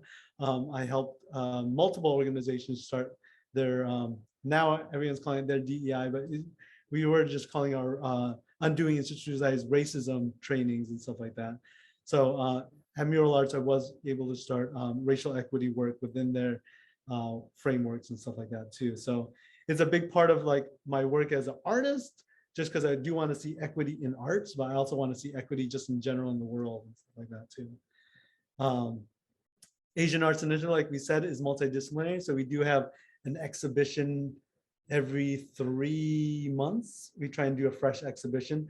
COVID obviously prevented some of that. So I want to go over some of the pivots that we made during that time too. But we also have a full broadcast center that we recently redid the whole space. We have a DJ booth. We have a whole full theater where we can screen movies and stuff like that too, but also just a dance studio. That's our founder, or not founder, our current executive director, Ann Ishii, hosting our benefit from last year with Whit, I forgot, Whit Lopez. Yeah. Thank you. Last year, or no, 2 years ago, we had to stop all programming in March of that year, right? Everyone remember that happened. But we ended up shifting our attention to the needs of what the community was needing at the time. We realized like there's a lot of students that didn't have access to internet or supervision, and the city put a call out to all the providers to see if we wanted to host these access centers. And it was for kindergarten to 6th grade. And a lot of the parents were also essential workers. There were also parents that were told that they have to go back in and stuff like that. So we were trying to provide a different service. Also through our arts lens, we wanted to really focus on social emotional learning with the students. They were stuck on Zooms for almost like 4 hours a day. We really tried to give them live PE classes, live science project classes, and then just of course the art programming that we did. And yeah, so we've gone back to our regular programming since then. It's primarily middle school, and it's after school now. So we're back to the same format that we were used to. Also during the pandemic, we did, since no one was allowed to go inside our gallery, we put the gallery in our pocket. Pearl Street is an alleyway between Vine and what's the other big road over there? Well, Vine and Spring Garden, that area. There's a back of our building is Pearl Street, and we turned into like a fishbowl gallery. So people could walk by. We had video screens on our other side of our gallery and have some sort of experience and stuff like that. One of our storefront, we also converted to a skateboard, not a skate park, skate room, because it wasn't a park, but we were able to build a whole half pipe. We built fun boxes and grind poles and stuff like that. So there was a lot of like deliberate, like let's give people some space to do something. And people ended up bringing their skateboards or roller skates, or some parents brought just whatever scooters and stuff they had, rent it for like half an hour for free. We just made sure people had like COVID screenings and stuff like that. And then we're able to just utilize the space anytime they wanted for 3 months. So currently we're still hosting a mutual aid storefront. And what's different is we've also worked with groups in Chinatown, the Philadelphia PCDC, the corporate development organization there. We work with them and they help stock our fridge. We work with the Sunday Breakfast Mission to help the unhoused community over there as well. And we also have started, so this is an Instagram, Care Storefront Philly. We started gathering more interest in community cooks. So a lot of I don't know who they are, but a lot of Asian folks were wanting to flex their culinary skills and really started to bring in different dishes to share with the community. A lot of them were pre-wrapped and stuff like that, but also we just have community meals where we cook it in our Instant Pots and then just bring it to the storefront. So this is one of our big events that we did this year, the Pearl Street Block Party, where Avery hosted the event. But we also had Tower of Sound brought in by Brooklyn Dubsty. They did a giant speaker wall, and we just pumped it through Pearl Street Alley and brought everyone together to also do our community paint day. I don't know why I didn't include that mural, but we also worked with an artist called named Josh Cochran to do a giant mural on Pearl Street. Like I said, we're back with our Youth Arts Workshop. We operate 4 days a week, Monday through Thursday.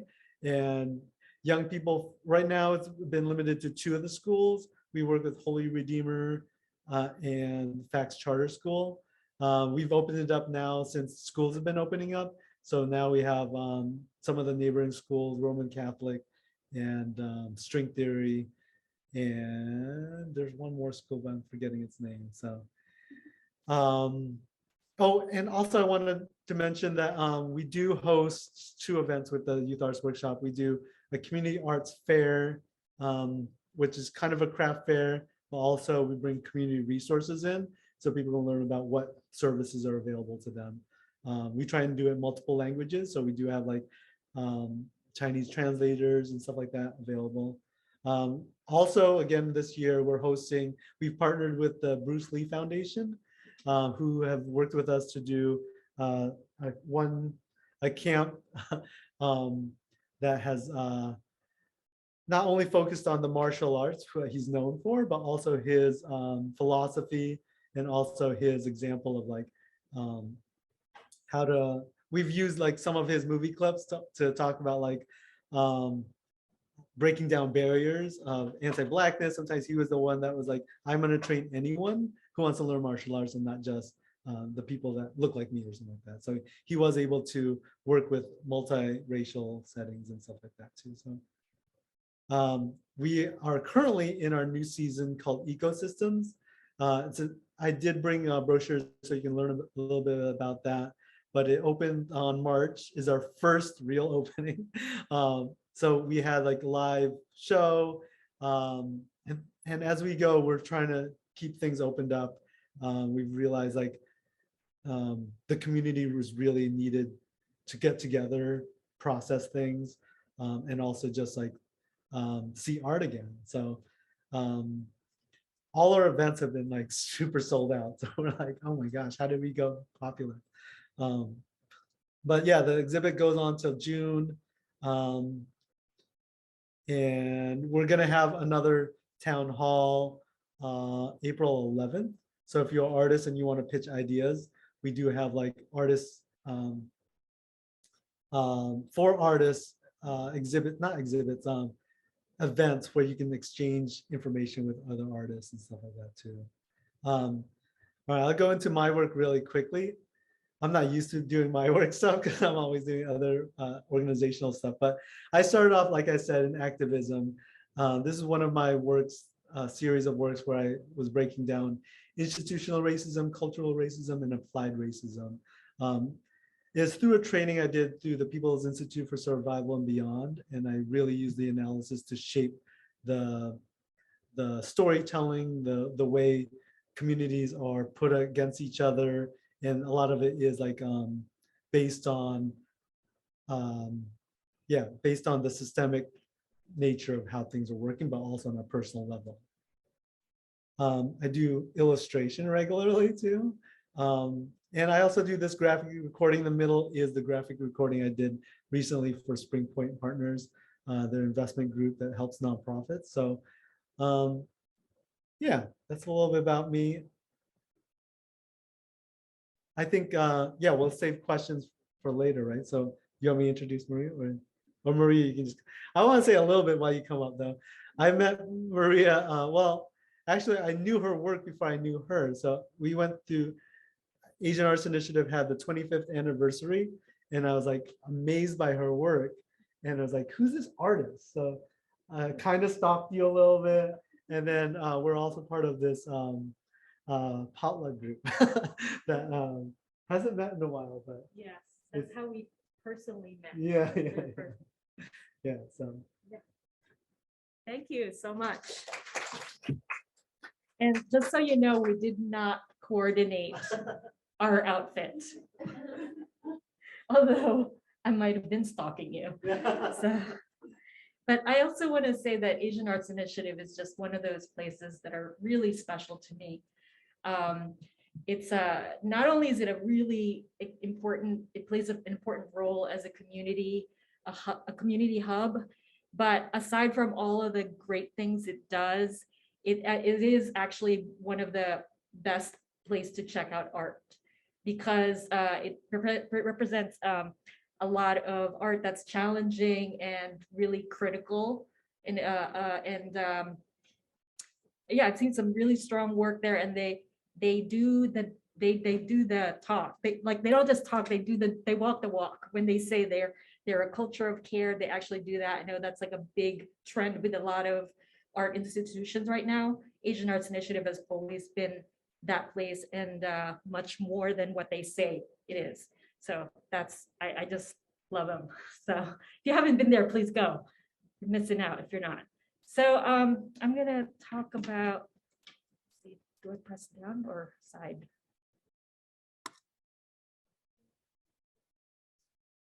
I'll click the mouse and then, oh, I see, okay.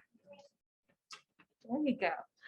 So this is an installation view. I'm just gonna give you a context of how my prints are seen in the context of exhibition. I actually brought a small portfolio that I travel with because they're really difficult to explain, and I will explain it as much as I can, but bringing the portfolio so that you can interact with them really helps explain the work. So usually I exhibit with immersive installation, and in this particular one, I have the print as well as domesticated plants, usually tropical plants, as well as either a mosquito net or I think in Asian, I'm gonna take this off. And also at Asian Arts Initiative, I showed with a fish net, and on those nets, I had embroidery on them. And I also have filters that are shown with the prints. And usually the audience is free to pick up the filters and interact with the prints. And this is how they can have the agency to see the different narratives within one print. So this is the installation at Asian Arts Initiative. So this one actually has a fishnet on it with sea creatures on it. And this print, I did bring this copy of this print. This one I made specifically for the Asian Arts Initiative 25th anniversary. And when I did this work for AI, I was thinking about why they're still necessary. Why were they necessary 25 years ago, and why are they still necessary right now? So I combined a lot of the things that are going on specifically to Philadelphia, as well as in this country and internationally, what was happening. So I collaged them and called this piece 1998, because it was very specific to that time that I gathered these images and collaged them together. And this is another way that the prints have been seen. This is outside the Korean Arts Building here in Philadelphia, through Philadelphia Photo Arts Center. They there is, I think this was last year before things opened up, they decided to exhibit things on the windows and printed large prints and had exhibits outdoor. So this one had a acrylic plastics installed outside of the building, and you're free to pick them up and actually interact with the prints. So it had some really unexpected guests on it, people who are on their way to walk their dog and they just interact with the prints. So this is how one of the prints look like without any filters. And this is with natural light. And if you hold up a green filter, you see the background has a photograph, a contemporary photograph of a jungle, tropical jungle. And then if you hold up the red, you would see a print from, I don't have the year for that. This print I found of Magellan getting killed by Lapu-Lapu. So Lapu-Lapu is the resistance hero from the Philippines who killed Magellan in one of the Visayan Islands.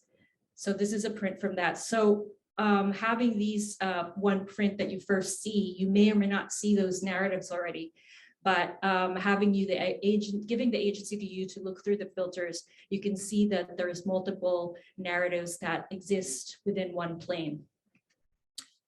And this one is, I'll just show you this one. So this is a print without filters.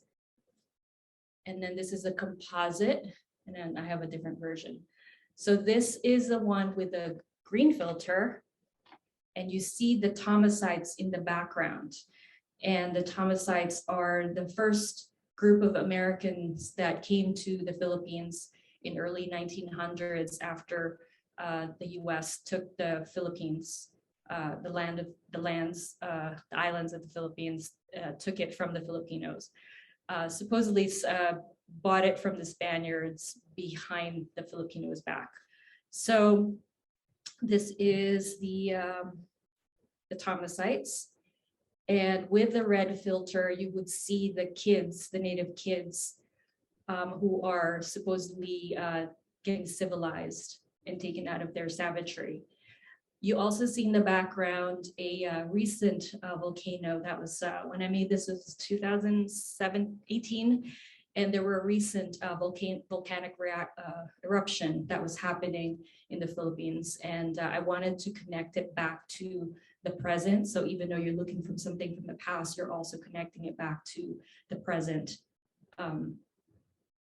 Yeah, so it's just another way for the viewer to, not only are they changing the narrative right in front of them, they're also connecting the images that they're not actually in the past, but something that's still pretty much around us. There's also a tree god in the back. And this is actually a video of, oh no, this is not gonna play. Okay, it's okay because I have the prints. So this is a video because this is a PDF, so it's not gonna play. But this demonstrates how the filters change, but you'll see it in person. So this is Manananggal, no, sorry, the title is An Alay, Isang Alay at Manananggal. So she is, in Tagalog, one of the Filipino languages, alay means helper or server. So, you know, the word in English, it's ally, but then in Tagalog, you have like an alay, isang alay is a helper, a server. They use like a maid. So I was playing with that words, but then she's also a manananggal, which is a creature that in the Philippines, it's one of those mythological creatures, but having grown up there, I moved when I was 13, having grown up there, it was a very real story to me. So like, you know, that's like something that you learn from your friends, like your neighbors, you know, if someone's trying to keep you from going out late, like, you know, or they're trying to get you to not to go to the next block, they tell you these really scary stories to keep you from doing things. So there's a lot of ghost stories that I grew up with. So Manananggal is a creature that she splits in during the day. She's like a good citizen. She keeps a normal life. In fact, in this particular image, she is welcoming the American soldiers, and it's photographed by an American soldier. This is from an archive in the Philippines.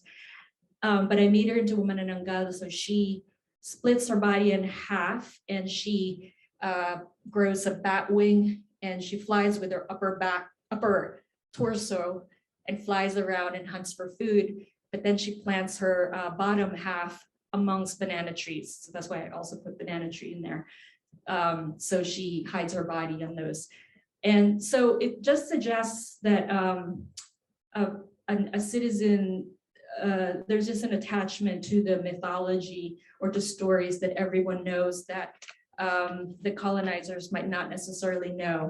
And she might play the role that is not really, it's a different narrative that we know. And it's something that's we have taken with us till today. All right, let me just make sure I didn't miss anything.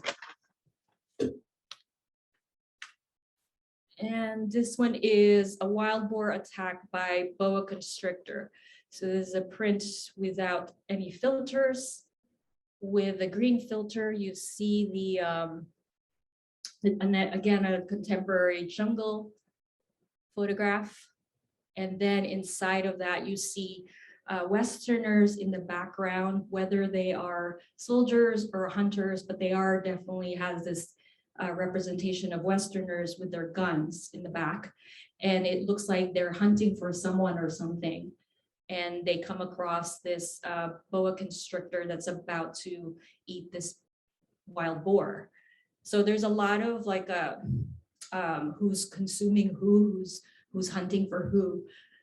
And then at the same time, they are engulfed by these big trees. And then that print by itself is engulfed by a contemporary photograph that's also surrounding and engulfing that narrative. So, okay, so I'm just gonna read a few things because otherwise I'll go in tangents. So the series synthesizes formal and thematic concerns in color theory, installation, digital imaging, photography, seeing and understanding as a mediated experience, colonialism in personal and general terms, and question of authenticity and meaning in image making. So I'm offering the viewer to examine the mechanics of representation, where light, color, and image become experiential devices used to convey power and point of view, and to question who has and has had the privilege and power to tell both contemporary and historical narratives through images presented as truth. So the filters become tools for revelation and clarity as they isolate elements to create a monochromatic narrative. They also produce a modeled background by obfuscating the other narratives that exist on the same surface. So a background of history in RGB. So I've done iterations of this same work. So this is one of the first ones I did. So this one is specifically to the Pacific and the tropics, but I've done different iterations. And so the background of history in RGB is part of my ongoing interest in how images and by extension, history, desire, and experience are mediated phenomena. The audience can choose to use the offered lenses, giving them the agency to see multiple narratives and to mediate their own experience. This act of looking through a lens also offers a sense of discovery and examination, and indulges our deeply rooted impulse to glimpse at the other, which may also be the other within ourselves. With this gesture, I suggest that the legacy of colonialism, as seen through images created by American and European colonizers, position the viewer as a voyeur who discovers a fertile landscape that is ripe for exploitation. I intend this work to be accessible and interactive to many, young and old, from artists who are versed in art history and color theory, to folks who normally don't visit art and cultural spaces, such as my family of nurses and teachers, or that younger Catholic girl I once was, who didn't understand the power of representation and images. And to give you a background, so I grew up in the Philippines, and I went to school there in a Catholic school, and then I moved here. That's not my school. That's like a so I know, I just realized. It seems like this was my school. No, it wasn't. It's bad, but not this bad. So this is, so I grew up with a lot of a set of beliefs and a set of system set of values that that was foundational to my education and to my knowledge, my personal history. Yeah, so this is one of those prints that was made. That was a cartoon one that showed the American colonialism, and in the back you see Blacks not getting education, and then the Native American is like on the corner, not even along with the other colonized people. So people are getting savages that they treat are getting civilized. And so this image actually represents a lot of the things, a lot of the history. So this is the original photograph that I found for that one of the prints that I showed you. So yeah, so I was saying that I grew up in an education system where I just assumed those things as true. So it wasn't until I got to the US, and then this is also a systemic education that's generational. So when I got to the US, it wasn't until, and of course, these are the ads from that you still see today there. Okay, so I'm just gonna give you a background of how I got to this is, it wasn't until I was in college, like very later on, and so I immigrated in 13. So it wasn't until like, I don't know, 8 years later that I was in a photo class. I took a photo class, and I did not grow up with art as my background. My family were not really going to museums, or the cultural stuff we knew were from the churches, or whatever the field trips we took. That's all I knew about art. And so when I took photography class and art history class, I realized how art is something that can be manipulated and has so much power in changing one's ideas and beliefs. So an example I have here is Hagia Sophia is once was Constantinople. Yeah, it was depending on who's in power and who's the ruler of the time, an actual sacred space could be turned over into something else. So if someone goes to a sacred space and they're worshiping with a certain set of beliefs, that could actually be taken away if someone else is in power. So I thought about how images has this so much power to convince people, especially people who don't know more, or that it's a good way to convince people that Jesus looks a certain way and Jesus is a savior, and you're better off if you subscribe to certain beliefs.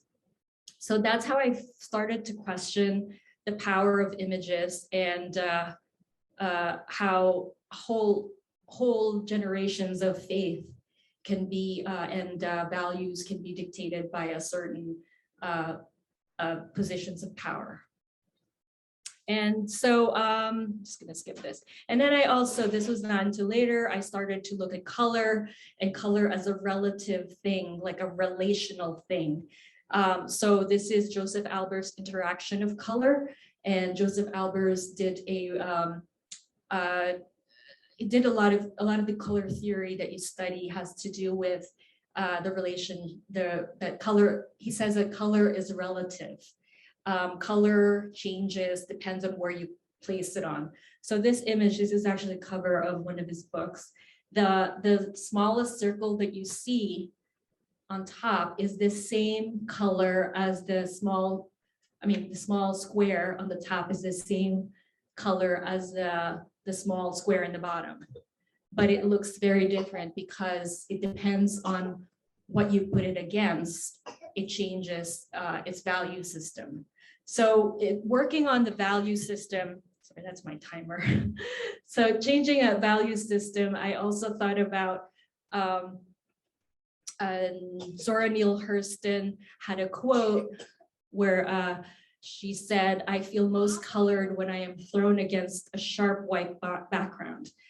And I just think about how the color can be applied in so many ways in its relativity, its relation to what it's up against, and how the things are measured.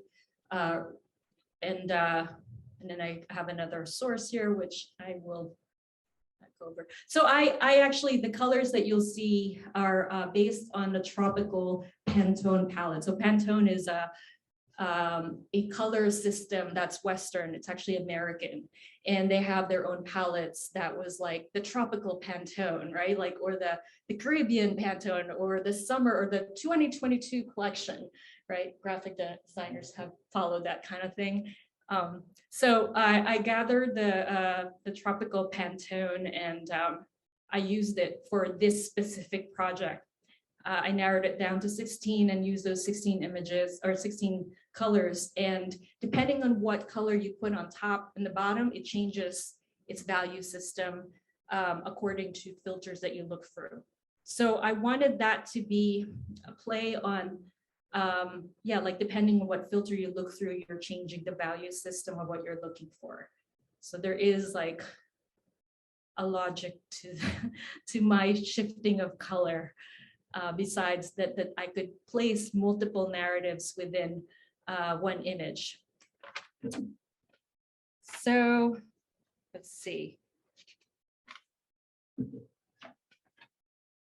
I think those are the main things. I want to make sure we have enough time for, I guess I'll just finish with saying that my obsession with the notion of truth as an unfixed entity, it's something that I had been questioning on and off, but it always keeps coming back to me.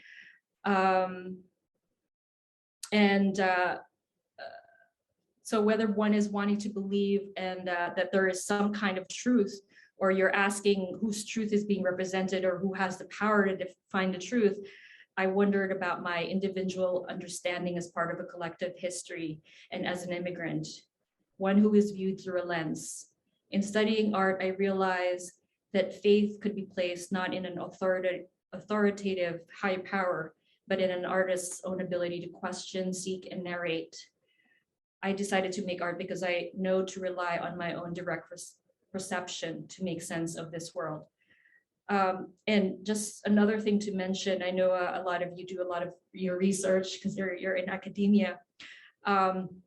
My images are another thing that I know that I could go on and talk about. Like, I actually found a lot of these images from an American archive. Even when I went to the Philippines, the universities there have are like actually have the word American Archives Association or national whatever.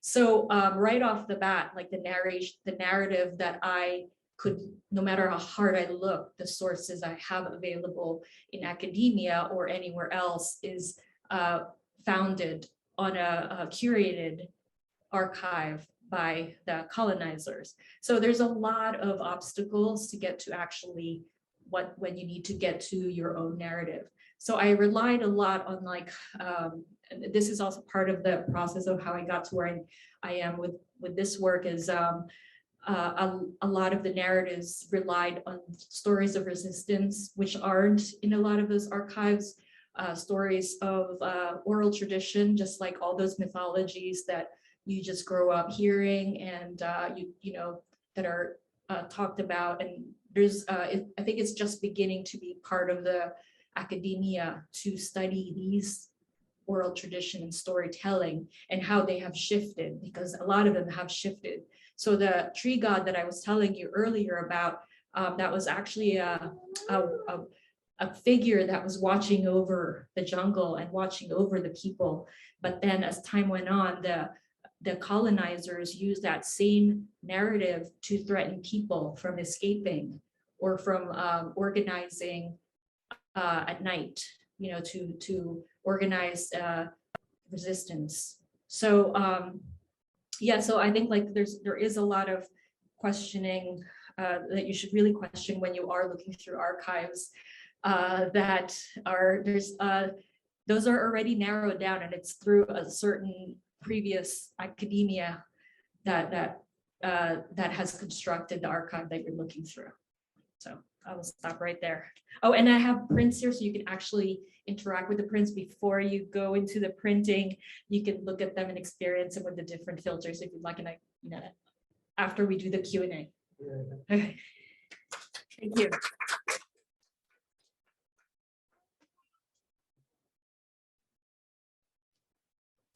we just stay up here and we can, You can hear us. Are the people on Zoom, right?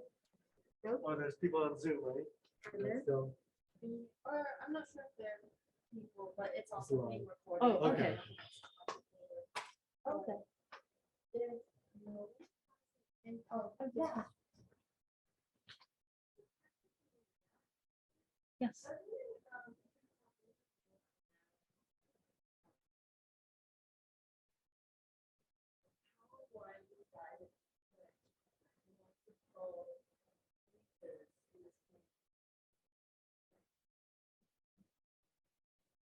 So the question was, how did I decide, or why and how did I decide to add multiple narratives in one frame? Okay, so I think just to start out with, I started with the archive. I start with an archive. So for example, with this print, I start with the archive image, and whatever I could find that gives me a clue about the war, the US Filipino War, for example. So I would take an image, and it's really I'm looking for clues of how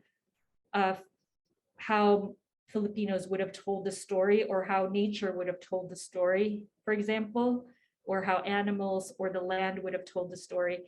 So I think about like how the print by itself is already there, but then I think of other possible narratives that happened at the same time that's not seen there. So I do like to combine, like this one had the soldiers, the original print has the soldiers, which you could see in red. But then I wanted to tell the story of what are the other creatures that were there that at the same time that they don't see, that the American narrative would not have revealed. So for this one, I wanted to reveal that the snakes had their own thing before the Americans was there. They had their own narrative that was, they were just like roaming on the same land.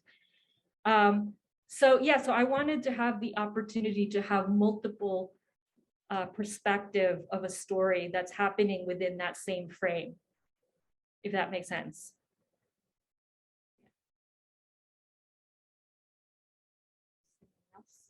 Yes. As someone who does not consider herself an artist, like how do you recommend someone like you like appreciates art to get more into art? Your work is really inspiring and very important to our community. So do you have tips or recommendations for getting? Oh, yes. Yeah, I do have recommendations for getting into art. First of all, go to Asian Arts Initiative, to every event they have. Even if it doesn't seem like it's art related, it is just like going to the CARE installation they have. It doesn't seem like, I think that's a great thing about art, that doesn't make you think you're looking at art, but it's doing so much more. So like the installation that they have about CARE, you're actually engaging with something else that doesn't feel like it's art. But yeah, I think just exposing yourself to a community, or just like going and supporting the art community, seeing things. And if you are interested in anything they're doing, ask questions, learn more about the intention of the artists. Talk to one of the staff at Asian Arts and say, what is this about? And maybe look up that artist. Because certainly it's not just like I made this work in mind that my family did not grow up, I didn't grow up with art, like I said, but I wanted them to also be able to engage on it without understanding art history or color theory, and to find it. And also kids, they like to interact with it and find things. So I think just stay curious. I think that's a big one, to just like stay curious, and it can only be enhanced, it can only enhance what it is that you're studying if you keep your mind always open to things. Yeah, welcome. I'll add to that one. I think, I'm still of the mind, like everyone isn't maybe what we say is an artist, but everyone has creativity to explore. And I think it's part of us being human, more closer to like, everyone has the whole brain, not just like, this is who I am, this is the only thing I can do. So I also think like we all kind of like think of artists as just like oh, they're just in the PMA, or, like, so part of it is like, how do we reconstruct the image of how we make and who's allowed to make and who's allowed to participate in that, right? So part of Asian Arts Initiative, but also like in circles I've run with too, is like we try and focus on the collective experience. Social practice is also like the new art forms of something, but I also like to create with, I think nowadays it's like people are also realizing they can create together. So yeah, there's also like we do workshops at Asian Arts Center. There's also all throughout the city. There's like mini residencies, gatherings. Cherry Street Pier has a bunch of activities for people too and stuff like that. But definitely like having whatever you're interested in, there's always something in people to do it with. On the activism side, though, if you're trying to figure out like how do I get involved to the point where I can use that expression to change hearts and minds. I think part of like when I started off with the work I was doing, what is the role of the artist in activism? It is that I'm not just here to make things look pretty, like paint beautiful walls. And when I got into muralism, there's a whole history of like the resistance being portrayed on walls and stuff like that, especially Diego Rivera and that whole era and stuff like that. But working with other people helps build your analysis, helps build the work that you can do and stuff like that. So the other thing, when I was first getting involved with, like I thought it was just like I can draw really good. That's how I determined I was an artist. But really, I was like in study, I was like, there's a quote I always think about with Bell Hooks, the late Bell Hooks talked about, we have not just been colonized in our bodies, we've been colonized in our imaginations. And that's really how you defeat people, is when they can no longer imagine themselves differently. And her example of that was like the first thing, and you see this in war times, the thing that they destroy are cultural artifacts, right? They take and they repossess those things. And that's why a lot of museums are also trying to give back or take back their stuff, take back their heritage and stuff like that. So some of them that were taken along the world, all throughout the world, they're trying to take those cultural artifacts back and stuff like that. So there is a path for everybody to get involved with.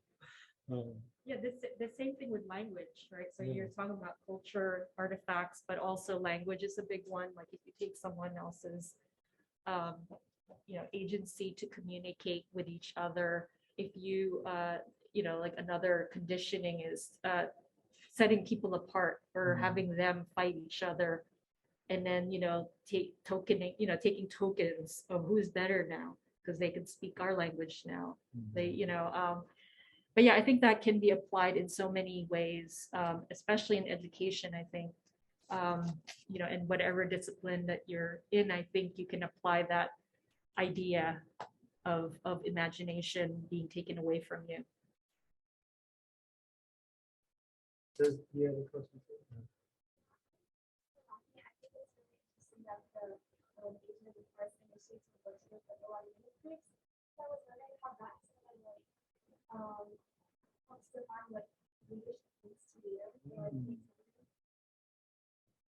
Okay, I'm gonna reframe it.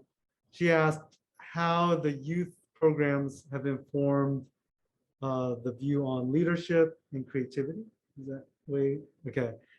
I've always been a strong believer in youth development work.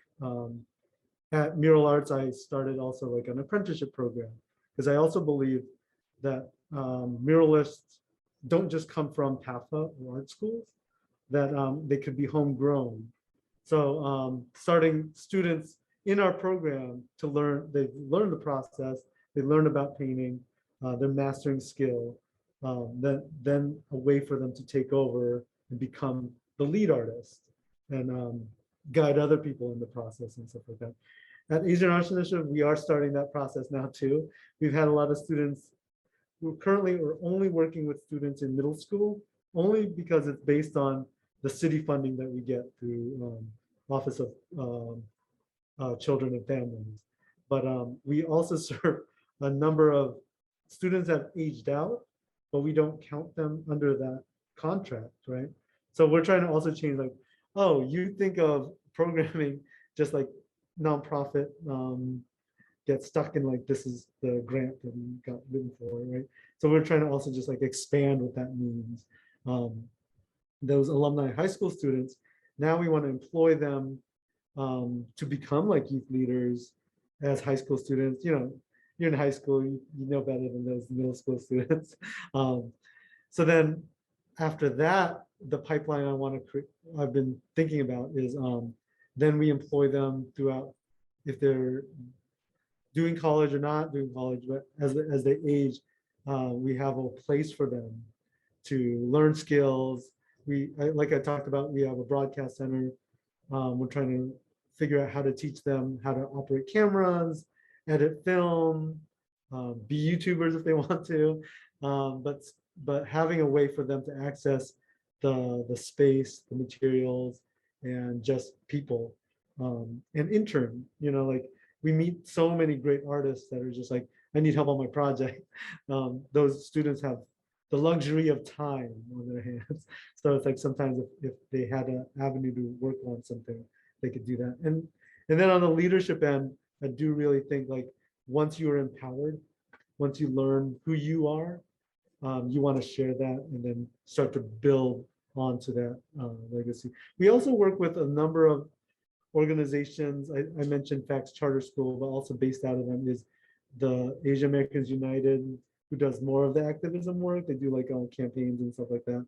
So we try and work with them on building youth movements and stuff like that too. And then not Asian specific, but we've talked about working with the Philadelphia Student Union, who's based in West Philly, and then Youth Unite for Change and stuff like that. So we do have like a network, in the Attic Youth Center.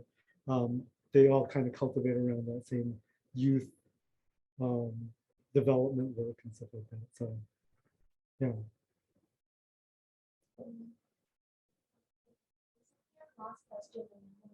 Okay.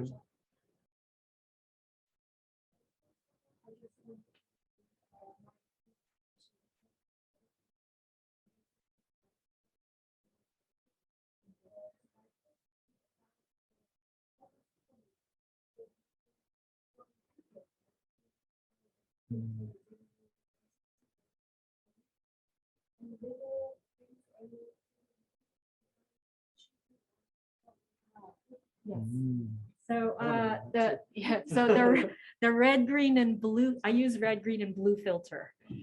And what they are actually they are the primary colors in digital media. So I actually wanted that to be part of it because our information, especially in our contemporary life, any information we get right now is through digital media, which is red, green, and blue. So whatever it is, like projection, phone, computer, everything is under red, green, and blue. So I wanted it to be the analog part of it is actually filtering out what it is that you're looking at through these primary colors in digital media. So that's where the source of the red, green, and blue is